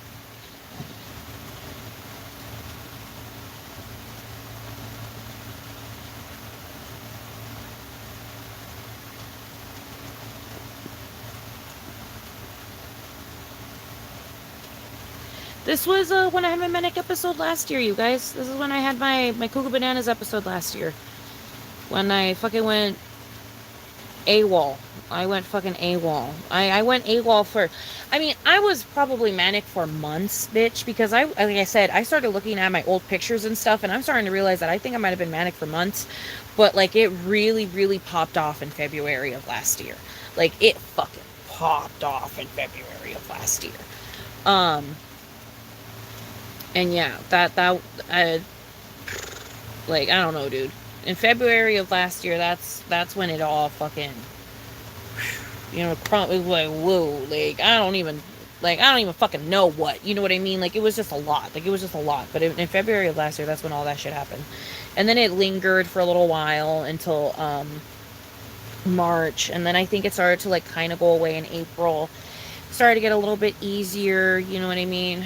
Like, in May, and then June, July, you know, I went to Pride and stuff, and it was getting a little bit easier. I was hanging out with one of my friends, you know, and, like, things were just a little bit easy. And yeah. And then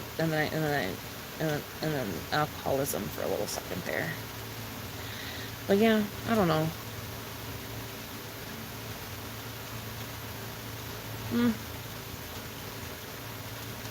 I don't know, dude. A lot of things happened last year, too. Maybe I'm getting the years mixed up. I don't even fucking know anymore, dude. I don't know. All I know is that I got raped twice in 1 year.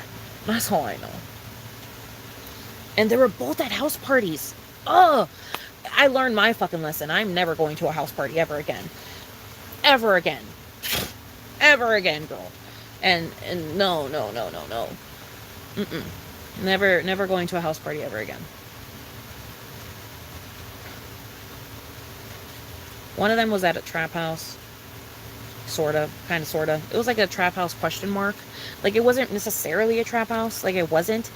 It was just kind of not the prettiest, you know what I mean? And it was at a trailer park. But that happened. And then fucking, it happened at a nicer home. So, you know what I mean? So that just proves the point that it doesn't matter where you are.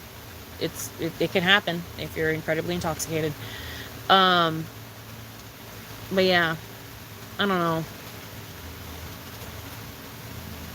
I don't know, man. I don't know. Craziness, stupidity, insanity. I don't even know anymore, honestly.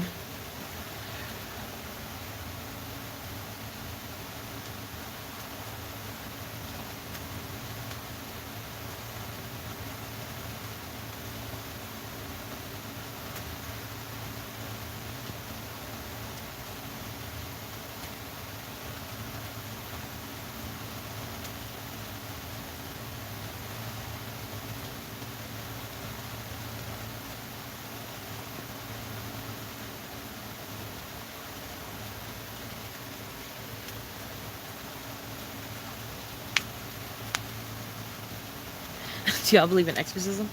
Yeah, I feel, yeah. In some instances, yeah, I feel like that could, yeah. Yeah, probably, maybe, yeah.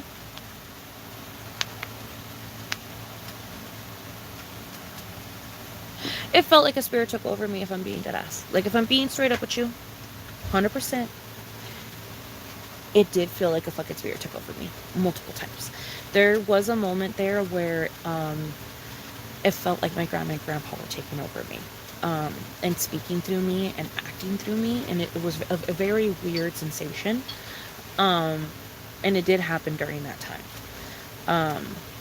And I always found it so odd that my pupils weren't, like, dilated. They were always fucking pin needles. Like, they were always little tiny dots. They were never huge. They were always super, super tiny, and I always found that super weird every time I would look in the mirror. But at the time, I did genuinely believe that I was, like, being taken over by my grandparents.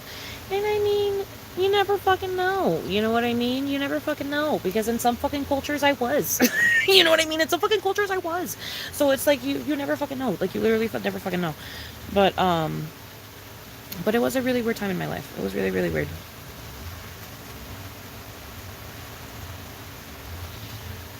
I haven't eaten dinner. Pulling with cake. I haven't eaten anything since the beans that I had earlier.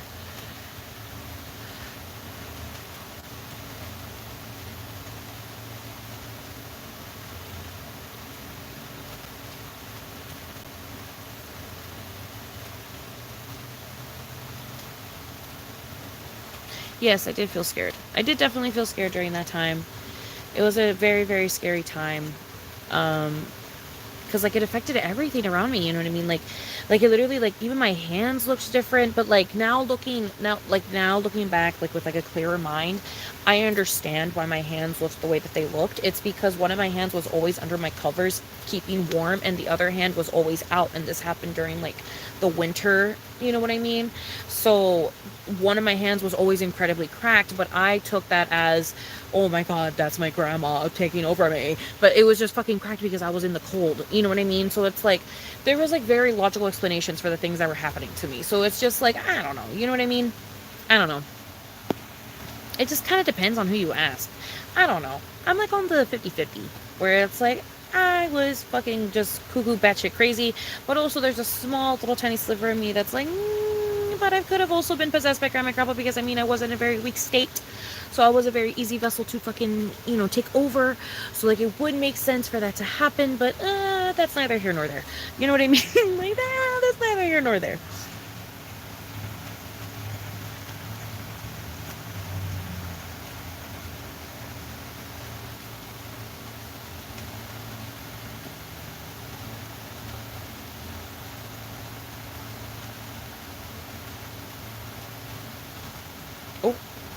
Oh, there we go.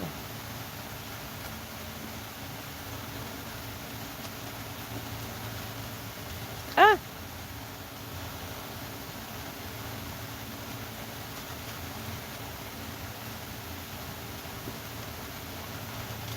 oh my god, dude, I keep, crap. Okay, hold up. Wait, I'll be right back.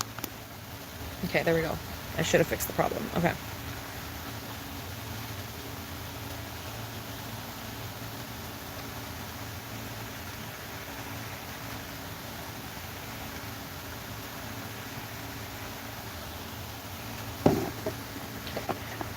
Leaned in for besitos. Um, but yeah, I don't know. It was a really weird time. It was a really, really weird time. Cause I even, cause the thing that I remember finding very odd when I was trying to like remember what the fuck was going on and what the fuck happened is that, um, I spoke in their Candace. I remember speaking how they spoke, you know, like how, and they've been dead for like 5-6 years. So like I honestly, I don't, like, not to cry or anything, but like I don't even really remember what my grandma sounds like. So it's like it was really weird looking back at the memory and being like, holy shit, it fucking, like, it feels like it sounded like that little kid. Like, I was definitely cuckoo bananas, but also the things that I said when I was cuckoo bananas made a lot of sense, coming also from the possibility of them saying it. Um, like, I could see them also saying this, you know? So, yeah. It was just like, I don't know. I don't know. And it also felt like they were fighting for, like, who should, take control of the situation. It always felt like they were arguing with each other. Um, I remember when I ran away that day, um, I was speaking to myself, but it was them speaking to each other. So it was like my grandma saying something, and then my grandpa replying, and then my grandma yelling back at him, and then my grandpa replying, but it was all coming out of me. Um, and the couple times when I would come out, it was like a child version of me that like had a very simplistic view of what it is that they wanted. Like I remember being at the very top of the hill and smelling the chicken from the Jack in the Box and just saying in a very childish voice, chicken. Like I just said chicken. and I smelled the chicken, and I walked towards it, and and then I just kind of black out for a bit, and then I wake up in the bathroom. I remember frantically tapping on the bathroom door and getting into the bathroom stall and trying to bring myself to come to.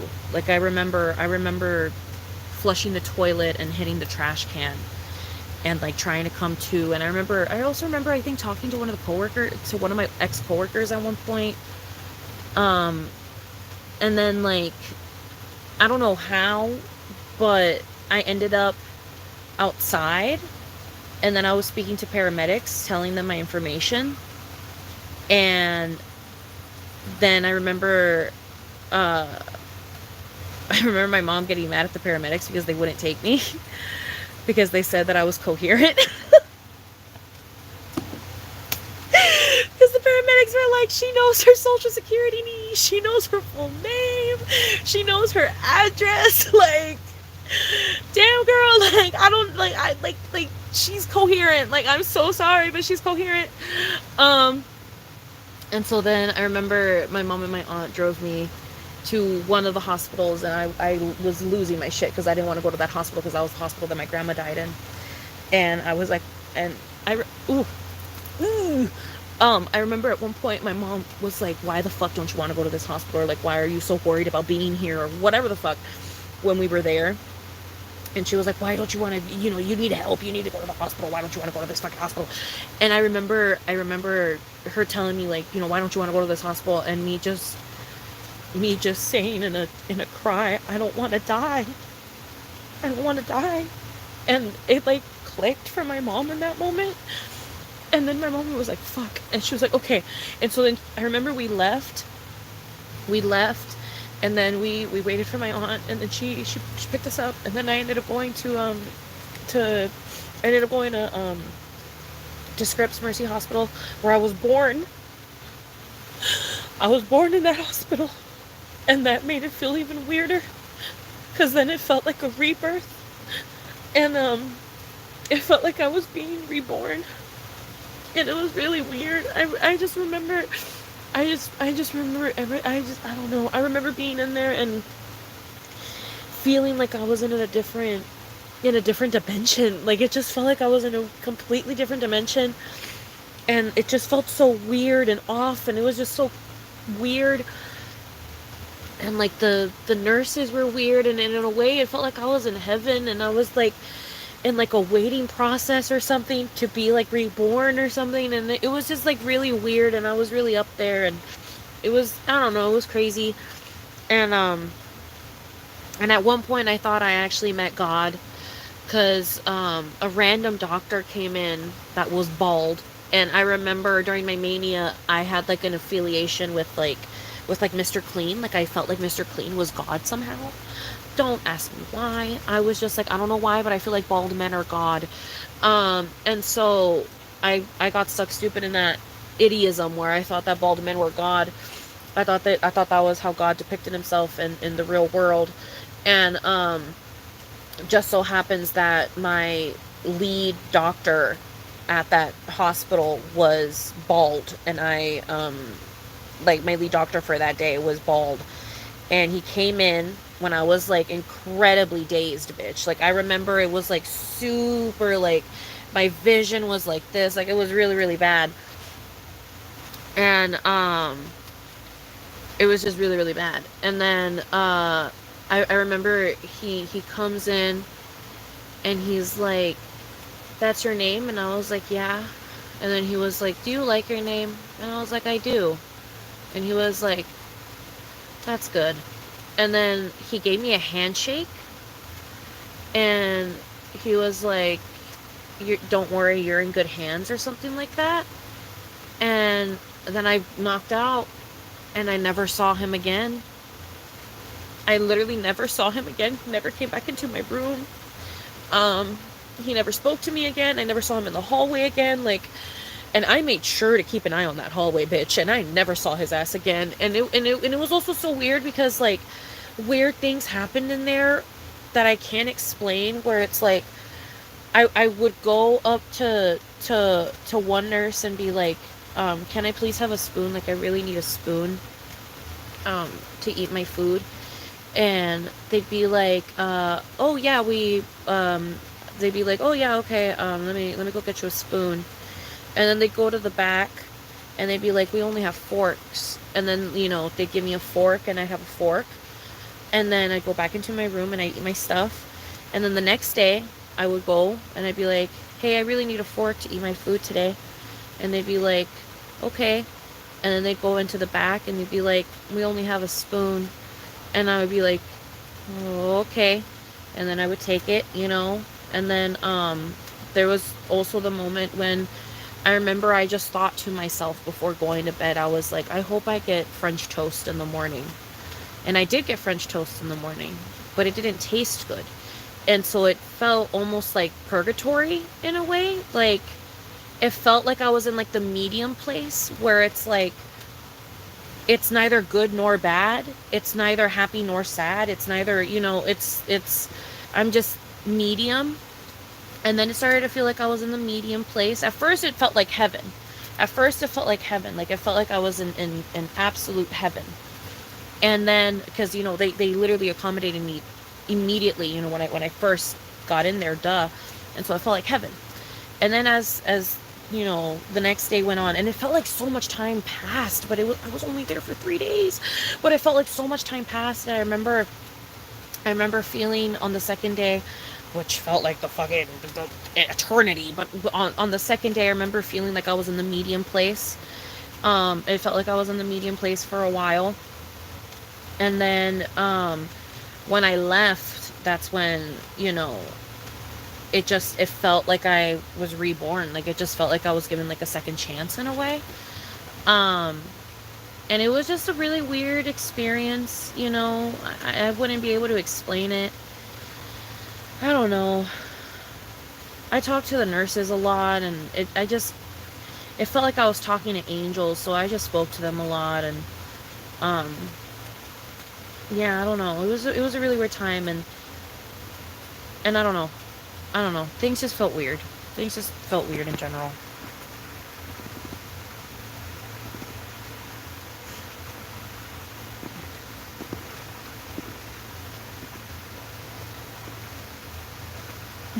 No, literally, every time my camera zooms in, it is like that.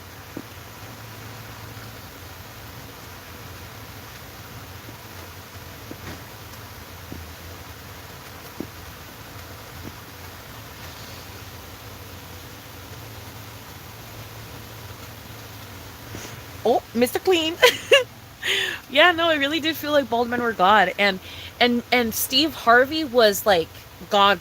Like Steve Harvey, or like our God. You know what I mean? Like, Steve Harvey felt like the God that was on earth, and then the bald white man that came into my room felt the like the ever being God. But like Steve Harvey felt like God when God is just having fun. Like, I don't know how to explain it. like Steve Harvey is God on his day off. You know what I mean? Like, that's God on his day off. He's Steve Harvey on Family Feud. And like, I remember Family Feud was playing in the hospital, and it was a really, like, it felt like, obviously it was probably because I was fucking up there and I was hallucinating and shit, but it literally, like, it was so weird because they would say an answer and he'd be like, that's the answer, and they'd go and it would play the buzzer sound, but then it would show the answer, and it would be a different thing than what the person said, and that was really weird. um and then it did feel like the TV was talking to me at moments. At times it did feel like the TV was talking to me at times. I'm not gonna lie, it did.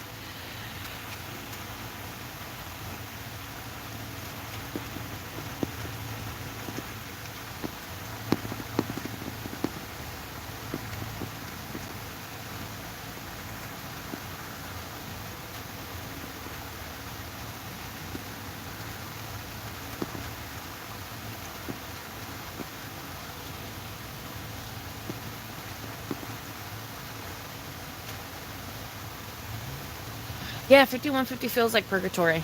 Uh-huh.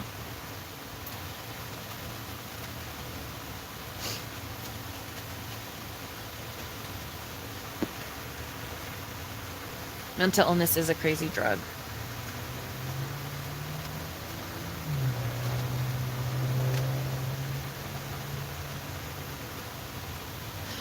I don't think you realize how tough you really are. You should be proud of yourself for going through so much trauma and still managing to talk about it and keep going forward. Thank you. Yeah, something that I don't know if it's like a blessing or a curse, but I'm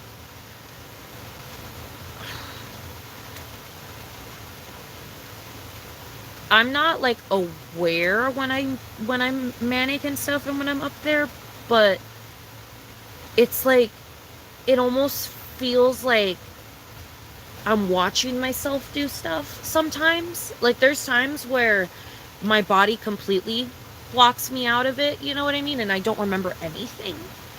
But there's other times where like it will give me snippets of those moments in time, you know what I mean? And yeah, I don't know.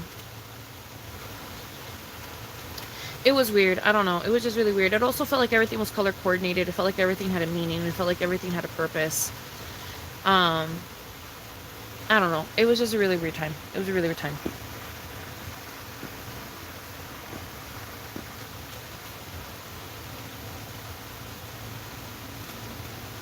Yes, the high I get from being cuckoo is stronger than anything else. No, 100%. 100%. 100%. I actually went through withdrawal, low key. Like, if I'm being honest, I low key went through withdrawal after my situation. And that's another thing. I mentioned it to my fucking therapist, and my therapist didn't see that as a fucking red flag. And I feel like you would see that as a red flag. You know what I mean? Like, you would see that as a red flag. Like, oh my god, like my patient wants to go manic again because they miss it. Like, you know what I mean? Like, I feel like that would be a red flag.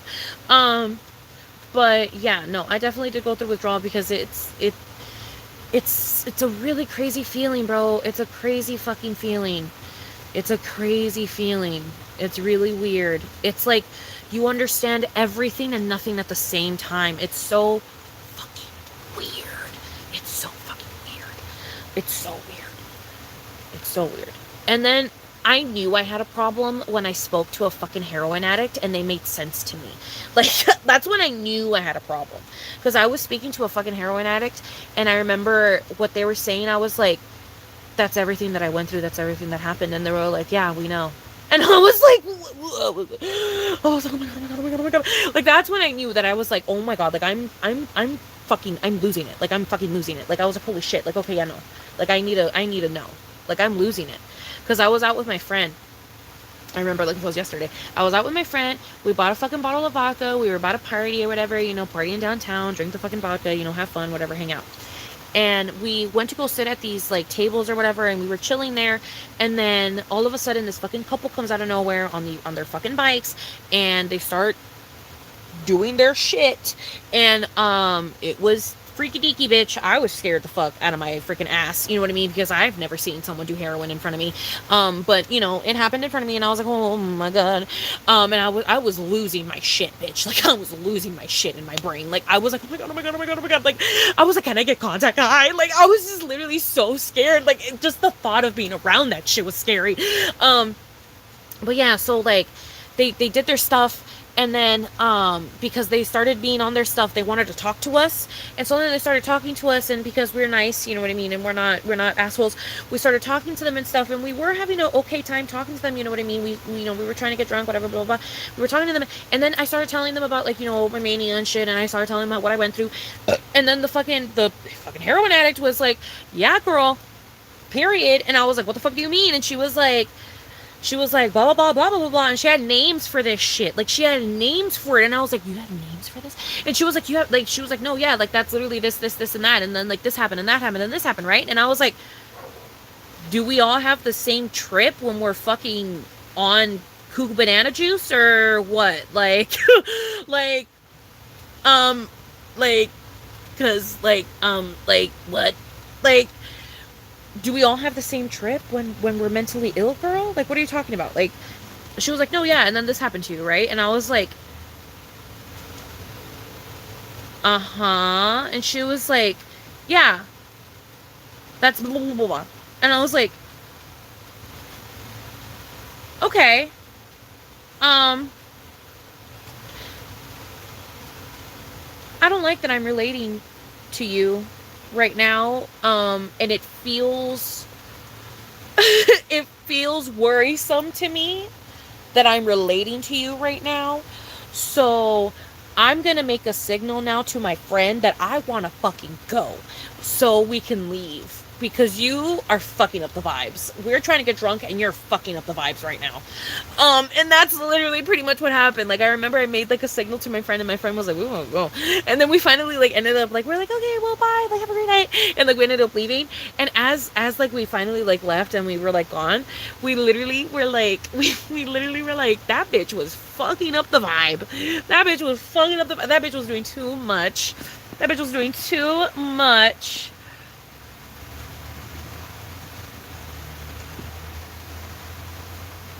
Yes, it's like third person player mode, 100,000%.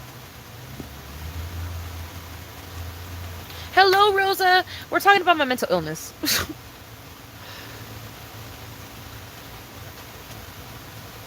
I liked it.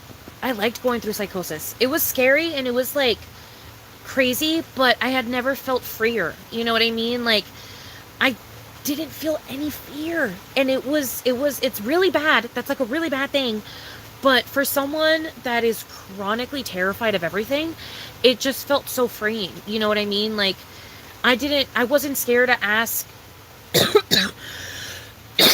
like, this sounds bad, but I wasn't scared to, like, ask strangers slash women, like, random strangers slash, stranger women to, like, give me rides to places. I wasn't afraid to, like, ask for discounts. I wasn't afraid to like ask for handouts. I wasn't afraid to like do crazy shit. You know what I mean? Like I wasn't afraid to like run around and scream, and like I wasn't afraid to get angry at things and like get angry at the wind and like just like, you know what I mean? Like have like crazy moment. Like I wasn't afraid of it, and I felt unstoppable, and so I missed it afterwards, because afterwards I felt like a fucking hermit crab. You know what I mean? Because it's like I didn't want to leave my shell. Like, I just felt so fucking terrified. I felt so scared.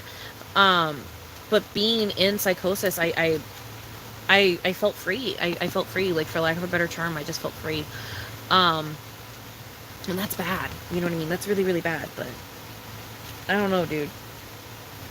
I don't know. It was scary. It was terrifying. Like, did I think my family members were going to die? No, 100%. 100%. I thought they were going to fucking die. And I was fucking panicking about it. And that's why I didn't sleep for like 5 days. But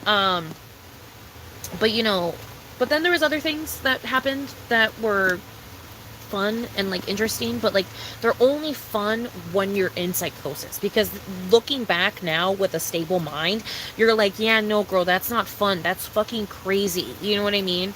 But when you're in psychosis, it's not crazy, it's just you're living, like you're finally just living, and I don't know how else to explain it besides that, you know?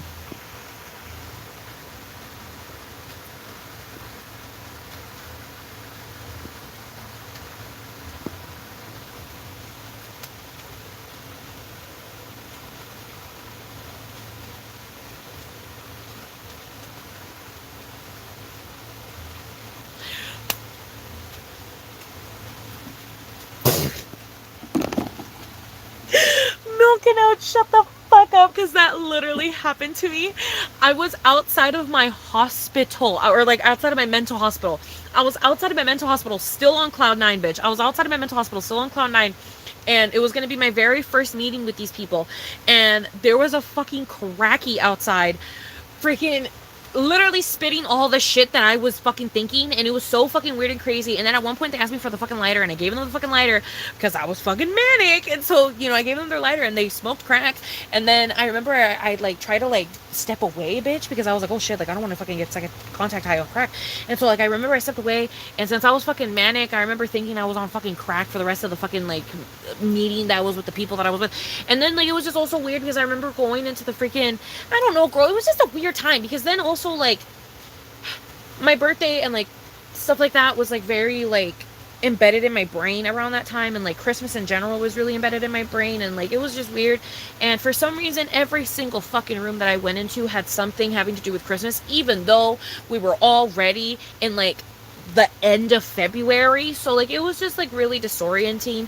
And I was up there, bro. I was up there. It was bad.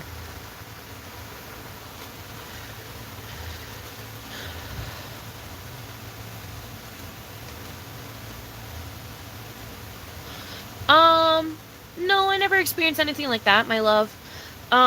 With me, like I said, it was mainly having the feeling that everyone that I spoke to was a higher being. They all felt like higher beings. Nobody felt like a human. Everybody felt like an angel. Like it felt like I was being guided by my angels everywhere I went. Like it felt like I was being protected everywhere I was. So that's why I felt so fucking unstoppable, because it felt like God was in my ball. Like it felt like he was in my court, you know what I mean? Like it felt like he was giving me the opportunity to do this. Like it felt like he was giving me the opportunity to like have life be my playground for once in my fucking life, and to feel like a kid in a way, and to just let loose and be free, and like it just felt that way. It just honestly felt like it was like a gift from God in a way. And it felt like the angels were there to help me and guide me and to help me from getting hurt, you know what I mean? And like stopping me from getting hurt and stuff like that, you know what I mean? Like I don't know, like they were there to help me during that time. And that's just what it felt like. I don't know. That's just what it felt like the entire time. And it was just weird. It just really felt it just really really felt like I almost got a gift from God. It just felt, I don't know. I don't know. It just felt like a gift from God in a way. I don't know. It felt like my manifestations were going so quick too, and I felt like I knew all the answers, and it was a crazy time. It was a crazy time in my life.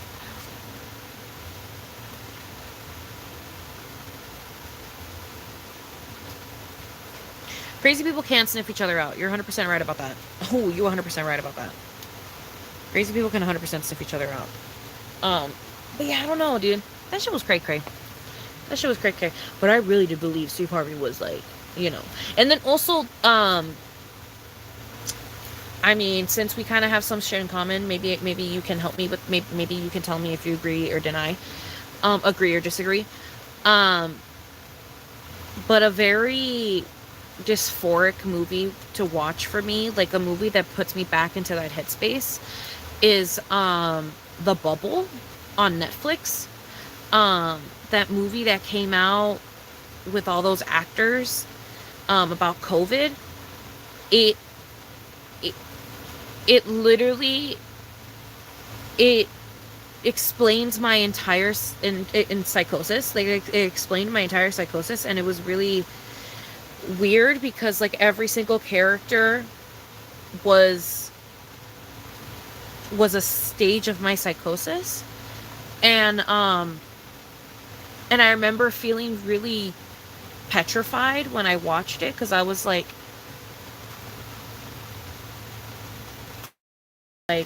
only to like few people do this, like I don't know, like it felt very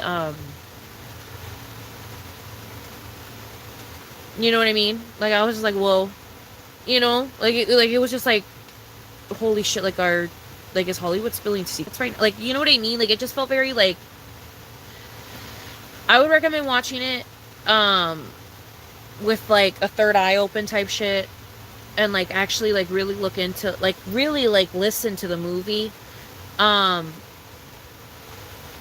because yeah, it's just really weird. I remember one of the lines in the movie. um the receptionist says that she's an angel, and all the characters are like, I feel like we always get like the things that we want, like at the time that we want them, and blah blah blah blah blah. And then at the end of the movie, that character ends up helping them leave or something. And then the character is like, oh my god, it's like you're an angel. And then the girl is like, I said I was, and I am. I've already told you I am. And the angel at one point even says like, I'm not allowed to date people like you because we're not allowed to be together. And it's like, I understand that a functioning normal brain would just see this interaction as like, oh, she can't date the actors, right? She's a receptionist at this hotel, so she can't date the actors because that's against the rules, you know? And she says she's an angel as like a cute thing, you know? It's just like a cute thing that she says. Someone who's fucked in the head and fucking cuckoo bananas. I'm like, that is Hollywood. Literally right there. Like, in the stamp of approval that my psychosis in some way, shape, or form had some truth to it. And that's what it felt like to me when I watched the movie. And there was more things that happened in the movie that felt really weird, because I was like, that's literally shit that I was going through. And that I was spitting out too. Like, I was literally spewing some of the shit that they were saying in the movie. Like, I don't know, bro. It was fucking weird. That movie is fucking weird. I don't know, bro. Hopefully the fucking government doesn't kill me tomorrow. You know what I mean? But I'm just saying, bro. I don't know. My psychosis was fucking weird. It was fucking weird.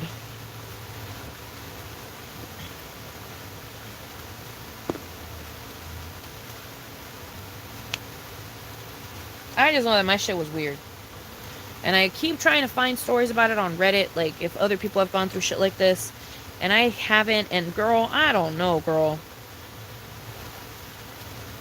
It makes me even more petrified of the idea of, like, what if I am the Katniss Everdeen of this motherfucking world? What if I am the Neo? I don't want to be the Neo. Why do I gotta be the Neo? You know what I mean?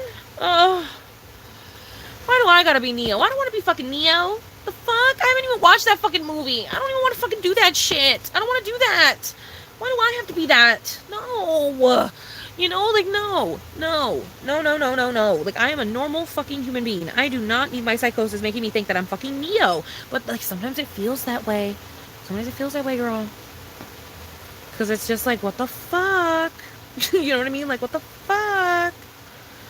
Like, why is this movie literally saying exactly what happened to me? Bro, I'm in the Matrix. What the hell? I'm fucking Neo. And then my dad was really into that shit too when I was younger, and he would always spill that, you know, he would always talk about that shit to me. So maybe I just got brainwashed by him, and maybe that's what it is. Maybe it's just like trauma from that. But then there's also another part of me that's like, what if he was just like, you know, what if he was just like readying me for like my mission as Neo? You know what I mean? Like, I don't know, girl. It's stupid. I don't know, girl. Mental illness is insanity.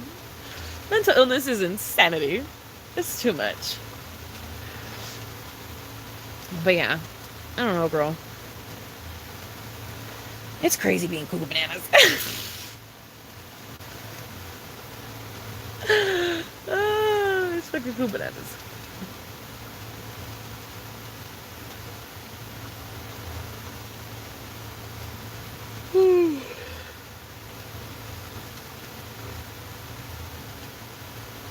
I don't know, it's crazy. I remember having a lot of thoughts during my freaking psychosis.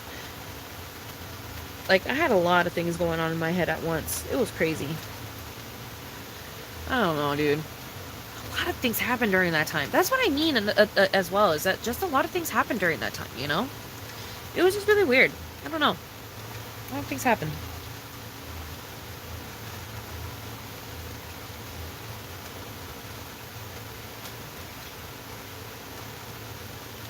But yeah.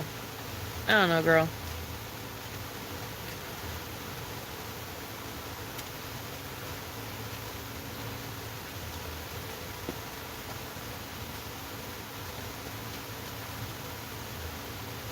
I know exactly what you mean, Milk and Oat. When I'm up there like that, yeah.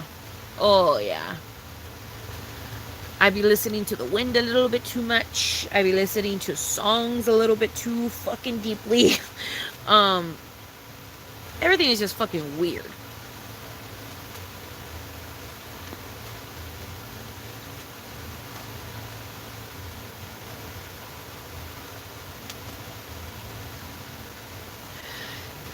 Yeah, see?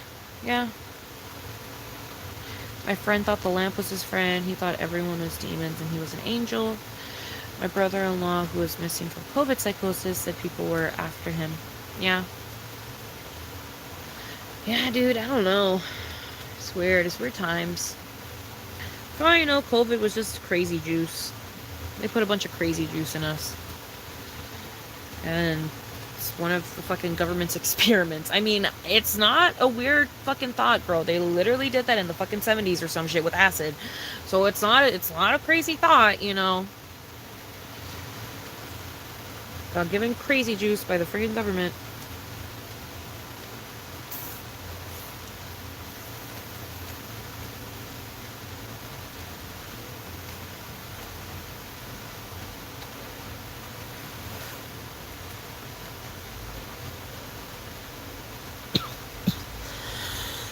I don't think I have enough for a blinker, my love. And also, I don't know if these do blinkers. I've never been able to, like, successfully do it on one of these. So I don't know if they do blinkers or not. I actually do not know.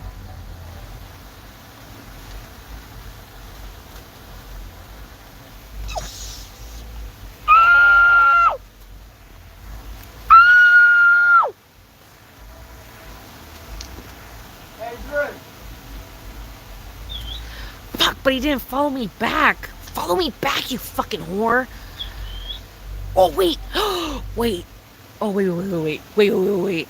Hold up. Give me 1 second, you guys. I need to check something real quick. I need to double check something real quick.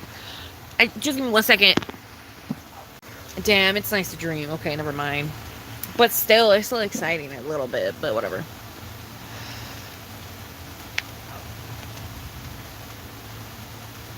Really? I mean, I wouldn't mind wearing my mask again. I have a couple still.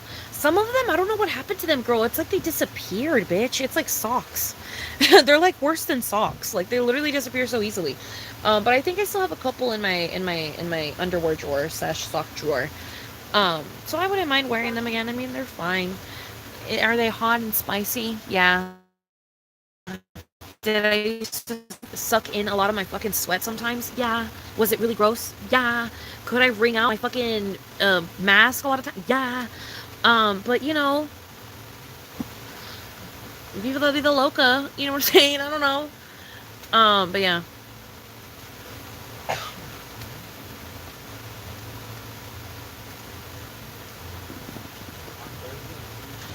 I don't know, girl. It's a possibility.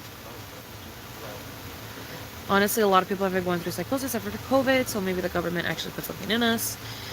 Because 2 of my cousins also went through psychosis out of nowhere. Yeah. It is a possibility. It is a possibility. I mean, you never know. You never know. But yeah, girl, craziness. Craziness. But yeah.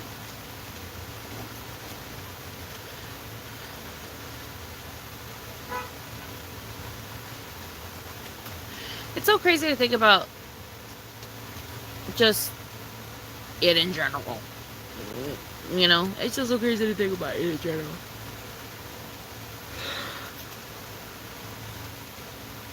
It'll have you do some crazy shit, girl. Fucking remembering your ex's phone number from the fucking depths of the goddamn fucking, you know, of your brain, girl. I literally had to fucking dig through concrete to get that fucking phone number, and I found it somehow, and I was like, I need to call this number. Like, girl, psychosis is something else. The government gave acid secretively to people. Point blank. They gave acid to people. Oh my god, bitch. The fucking current scared me. They gave acid to people, and they just wanted to see what the effects were on people. And so they just kind of like looked at people and checked on people. But they did that to like an entire town or some shit. Oh yeah, and they also did it with crack. Yeah, they also did it with the crack crack pandemic, or crack epidemic. I mean, that happened as well.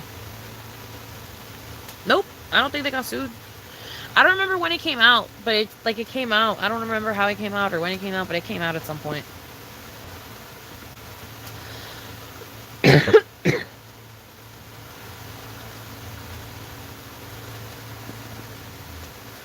Yeah, that's probably honestly what it is. It's honestly stir crazy. I honestly feel like a lot of people went stir crazy.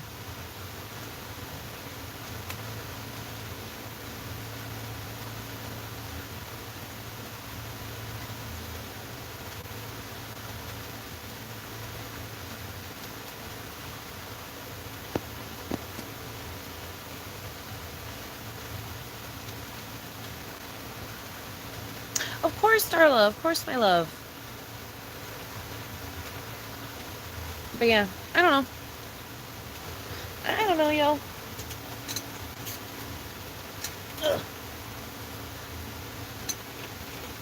Ugh.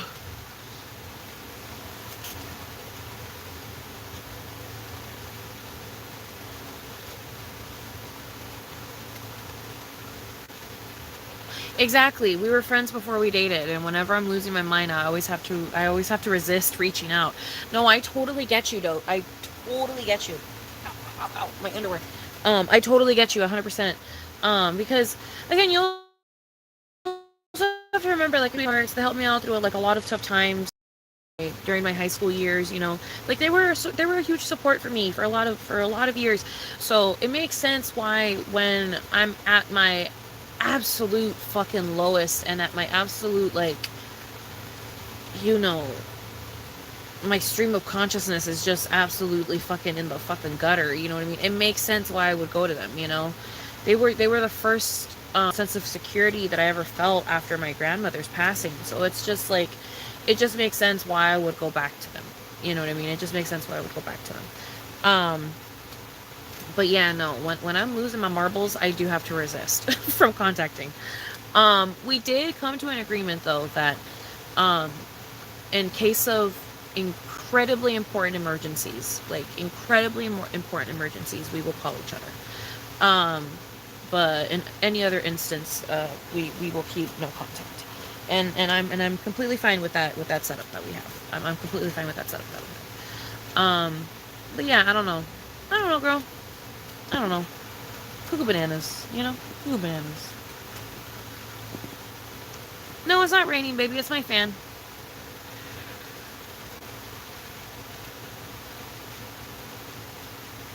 I don't know if I would ever want to be their friend, really. I don't know if I would want to be back in that life and environment and stuff. Um, they're living their life and they're experiencing their world, you know what I mean, how they want and how they're doing it, and I'm very happy for them and they can continue doing as they do. But I don't think it would be necessary for me to infiltrate that in any way. You know what I mean? Like, like I wouldn't want to get involved with that again. I wouldn't want them. I wouldn't want to keep communication like that with them. Um, but it is nice to know that in case of, you know, the world fucking falling apart, I could call them if I really needed to. So I guess it's just nice to have that sense of security. But other than that, like, I don't think I would want anything else other than that, really.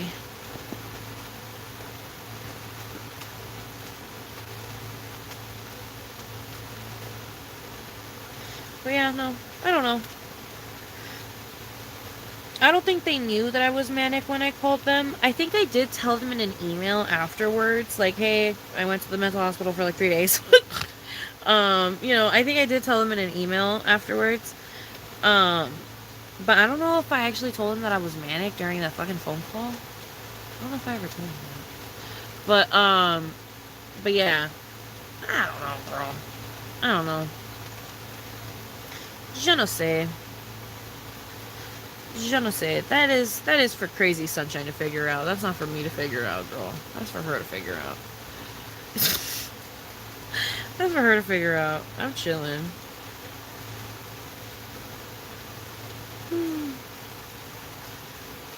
But yeah. Oh, I don't know, dude. I do think I was cuckoo bananas though for months. Like, straight up. I think I was manic for at the very least like 3 or 4 months. Like, I think I was manic for a while. I had been spiraling for a while there. It wasn't just in February. It was definitely the months leading up to it as well. But yeah, I don't know. I don't know, dude.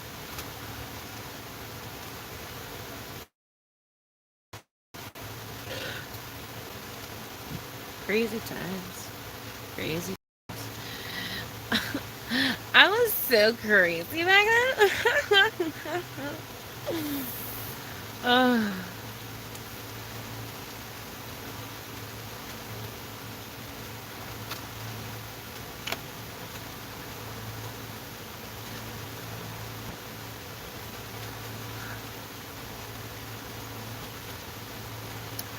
um, the job searching, it's not going great. Let's just say that. It's not going fantastic. I'm trying my hardest. It is not going great. The friend searching is also not going too hot. I'm not doing too good in that aspect, in that avenue. Nobody, no, nobody. I don't speak to anybody. I barely even have acquaintances anymore. Like, I literally have nobody right now. I am on Friendship Bubble, but so far nothing. So far, no fishes have been caught on Friendship Bumble. What else? I don't know. That's about it, girl. I can't think of anything else. Yeah, Friendship Bumble. I haven't gone out either. And I don't want to because I'm terrified. I'm petrified. I'm scared of disease. I'm scared of the sun. I'm scared of, how the fuck am I gonna get back home? I'm scared of murder, rape, all of the above. I'm scared of it. I'm scared of getting robbed. I'm scared of everything. I'm just so scared. I don't wanna go. I don't wanna leave the house. It's so scary. But I know I should. It's just so scary.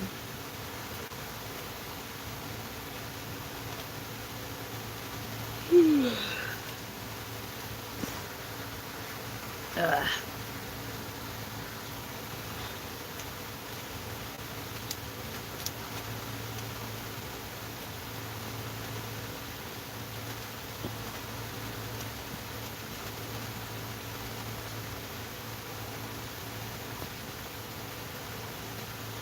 Elise Williams.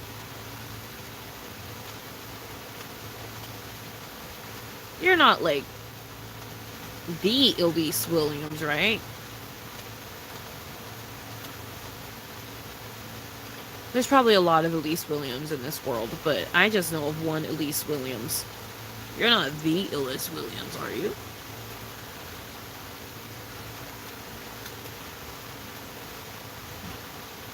And you're 100% right. I know. Being lonely in your 20s is something that a lot of people do not speak of.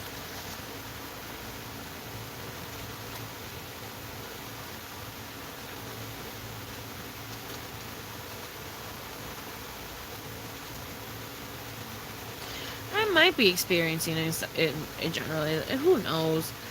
I went on a spiral the other day where I feel like I might have like some form of OCD because I do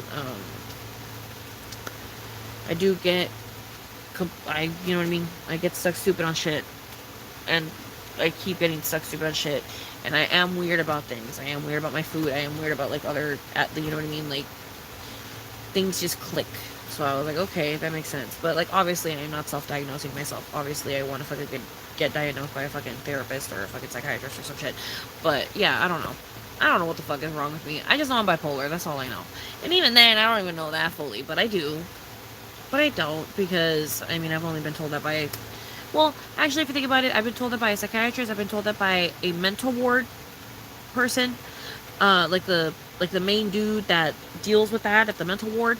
And then, I was also told that by my therapist. But my therapist also said that because of the psychiatrist. But they all said I had bipolar. So, I should have bipolar.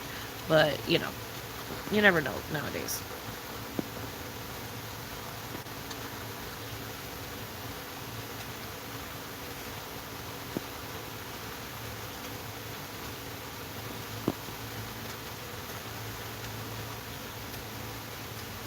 Oh, just a random Elise? Okay. Because if you were the Elise Williams, that'd be crazy. Because, like, bitch, I watched Funhouse. And then the ponytail, ooh, you know. I know the jokes, I know the memes. You were funny as well, you know what I mean. But it's not you. But you know what I mean. But if you were the Elise Williams, you were funny. Elise Williams, you're funny.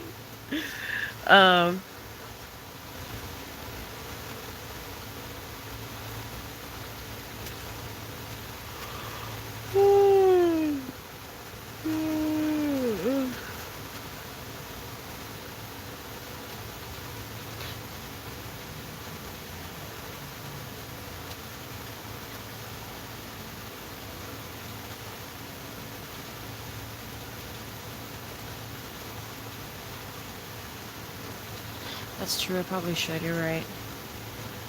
That's true. That's true. Probably should go night night. Oh my god, I'm so excited. Oh my god, this person. Ooh.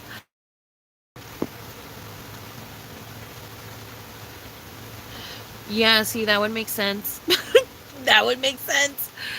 Um, yeah. Because I totally understand the just right shit. I totally understand the contamination shit. Because there are, like, there's times where I, like, am not affected, but then there's times where I'm really affected, and it's just really weird, girl. I don't know. Like, there's times where I can have people take a bite out of my food and I'm fine with it. And then there's other times where people take bites out of my food and I will not be able to enjoy the rest of my meal because all I can think about is their disgusting saliva all over my food, and it just grosses me out, and it makes it hard for me to be able to consume whatever the fuck it is that I'm consuming. And like, I don't know, girl. It happens randomly. And then like, when it comes to like ligaments, when it comes to like nerves and stuff, like I crack my knuckles and shit, and I'll crack them in the same way every single time. I get such stupid to crack them, and then also I crack them until I feel just right. You know what I mean? Even if they're not even cracking anymore, I like for the skin to feel stretched a certain way, and I don't think that's normal. And then like, I don't know, girl. There's like a bunch of other like small little things that like I realized where I was just like, that's really not normal. I don't know. I have the same routine in the shower every single time. I don't like to deviate from the routine because every time I deviate from the routine, I end up just having to do the routine again because I just feel dirty in the end. It just feels like I didn't clean myself. I don't know, girl. I don't know. It's like it's random little shit. Random little things here and there where I'm just like, I don't know. Or like I'll repeat things in my head all the time, like over and over and over and over and over and over and over again. I did used to be very weary about doors and stuff, and I still sometimes am.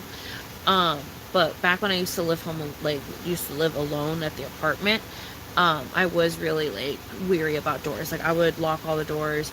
I would make my significant other check all the doors as well. Another thing was like sensory. I had a lot of sensory issues. Like I remember one time I think it was when I got my implant.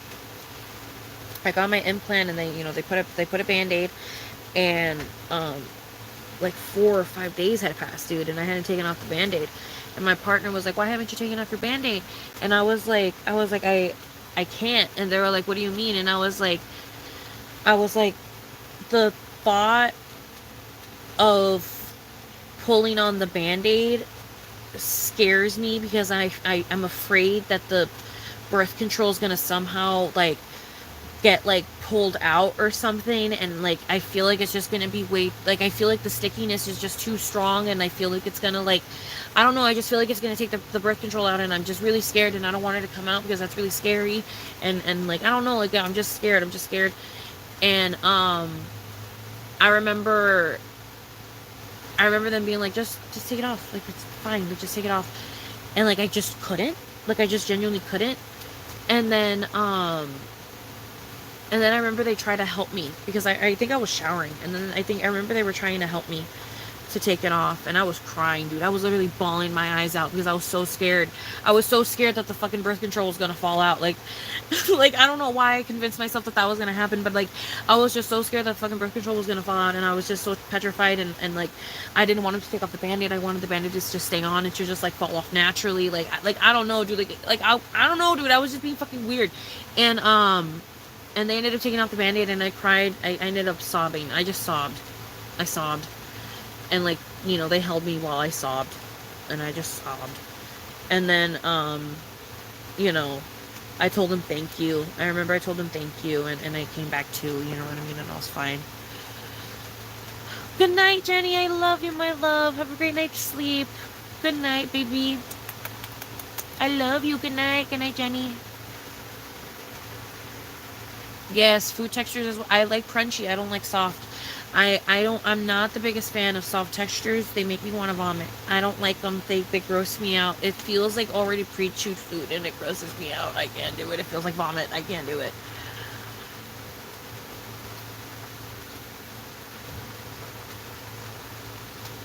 Oh, good night, Lala. I'm so sorry I did not see that, my love. Good night, baby.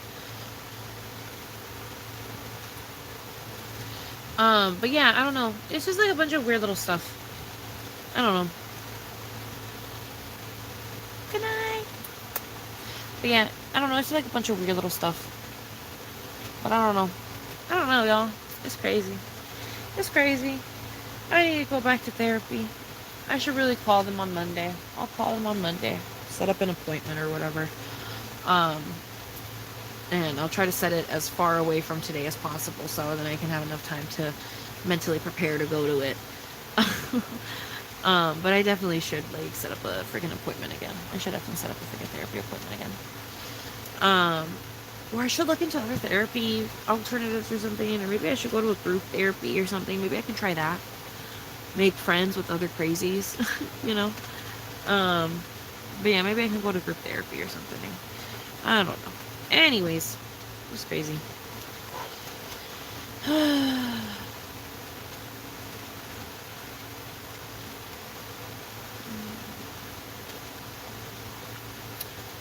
don't know.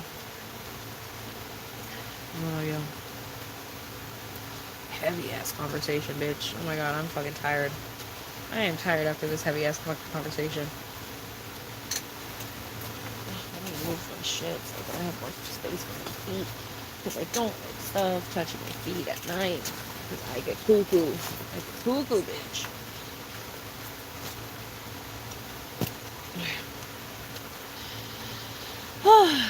But yeah. I don't know, y'all. Shit crazy. That shit cray, you know? It's like that. It's like that song. That shit cray. Bella, meet me at the mall. Something, something. Something, something, something. Oh, you know? That shit cray, you know? Period. Ugh. Ow, ow, ow, ow, ow, ow, ow, my legs. Ow, my legs. Ow, my legs. Ow, ow, ow. Okay. Hey, Danny. What's up, baby? You came so freaking late, my love. I'm literally about to get up to go turn off the light, babe. I'm literally getting up to turn off the light. Oh, oh, my legs. Oh, my God. Okay.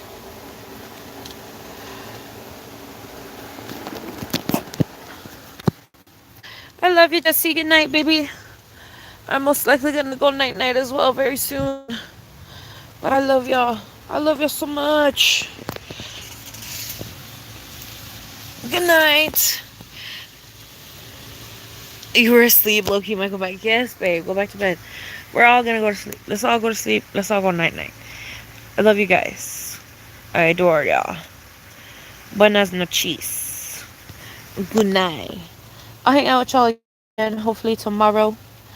Um, Maybe at night if we're lucky. Perhaps during the day. We shall see. Anyways, I love you. I love you. Adiós, buenas noches, mis amigos. Los veo mañana. Adiós.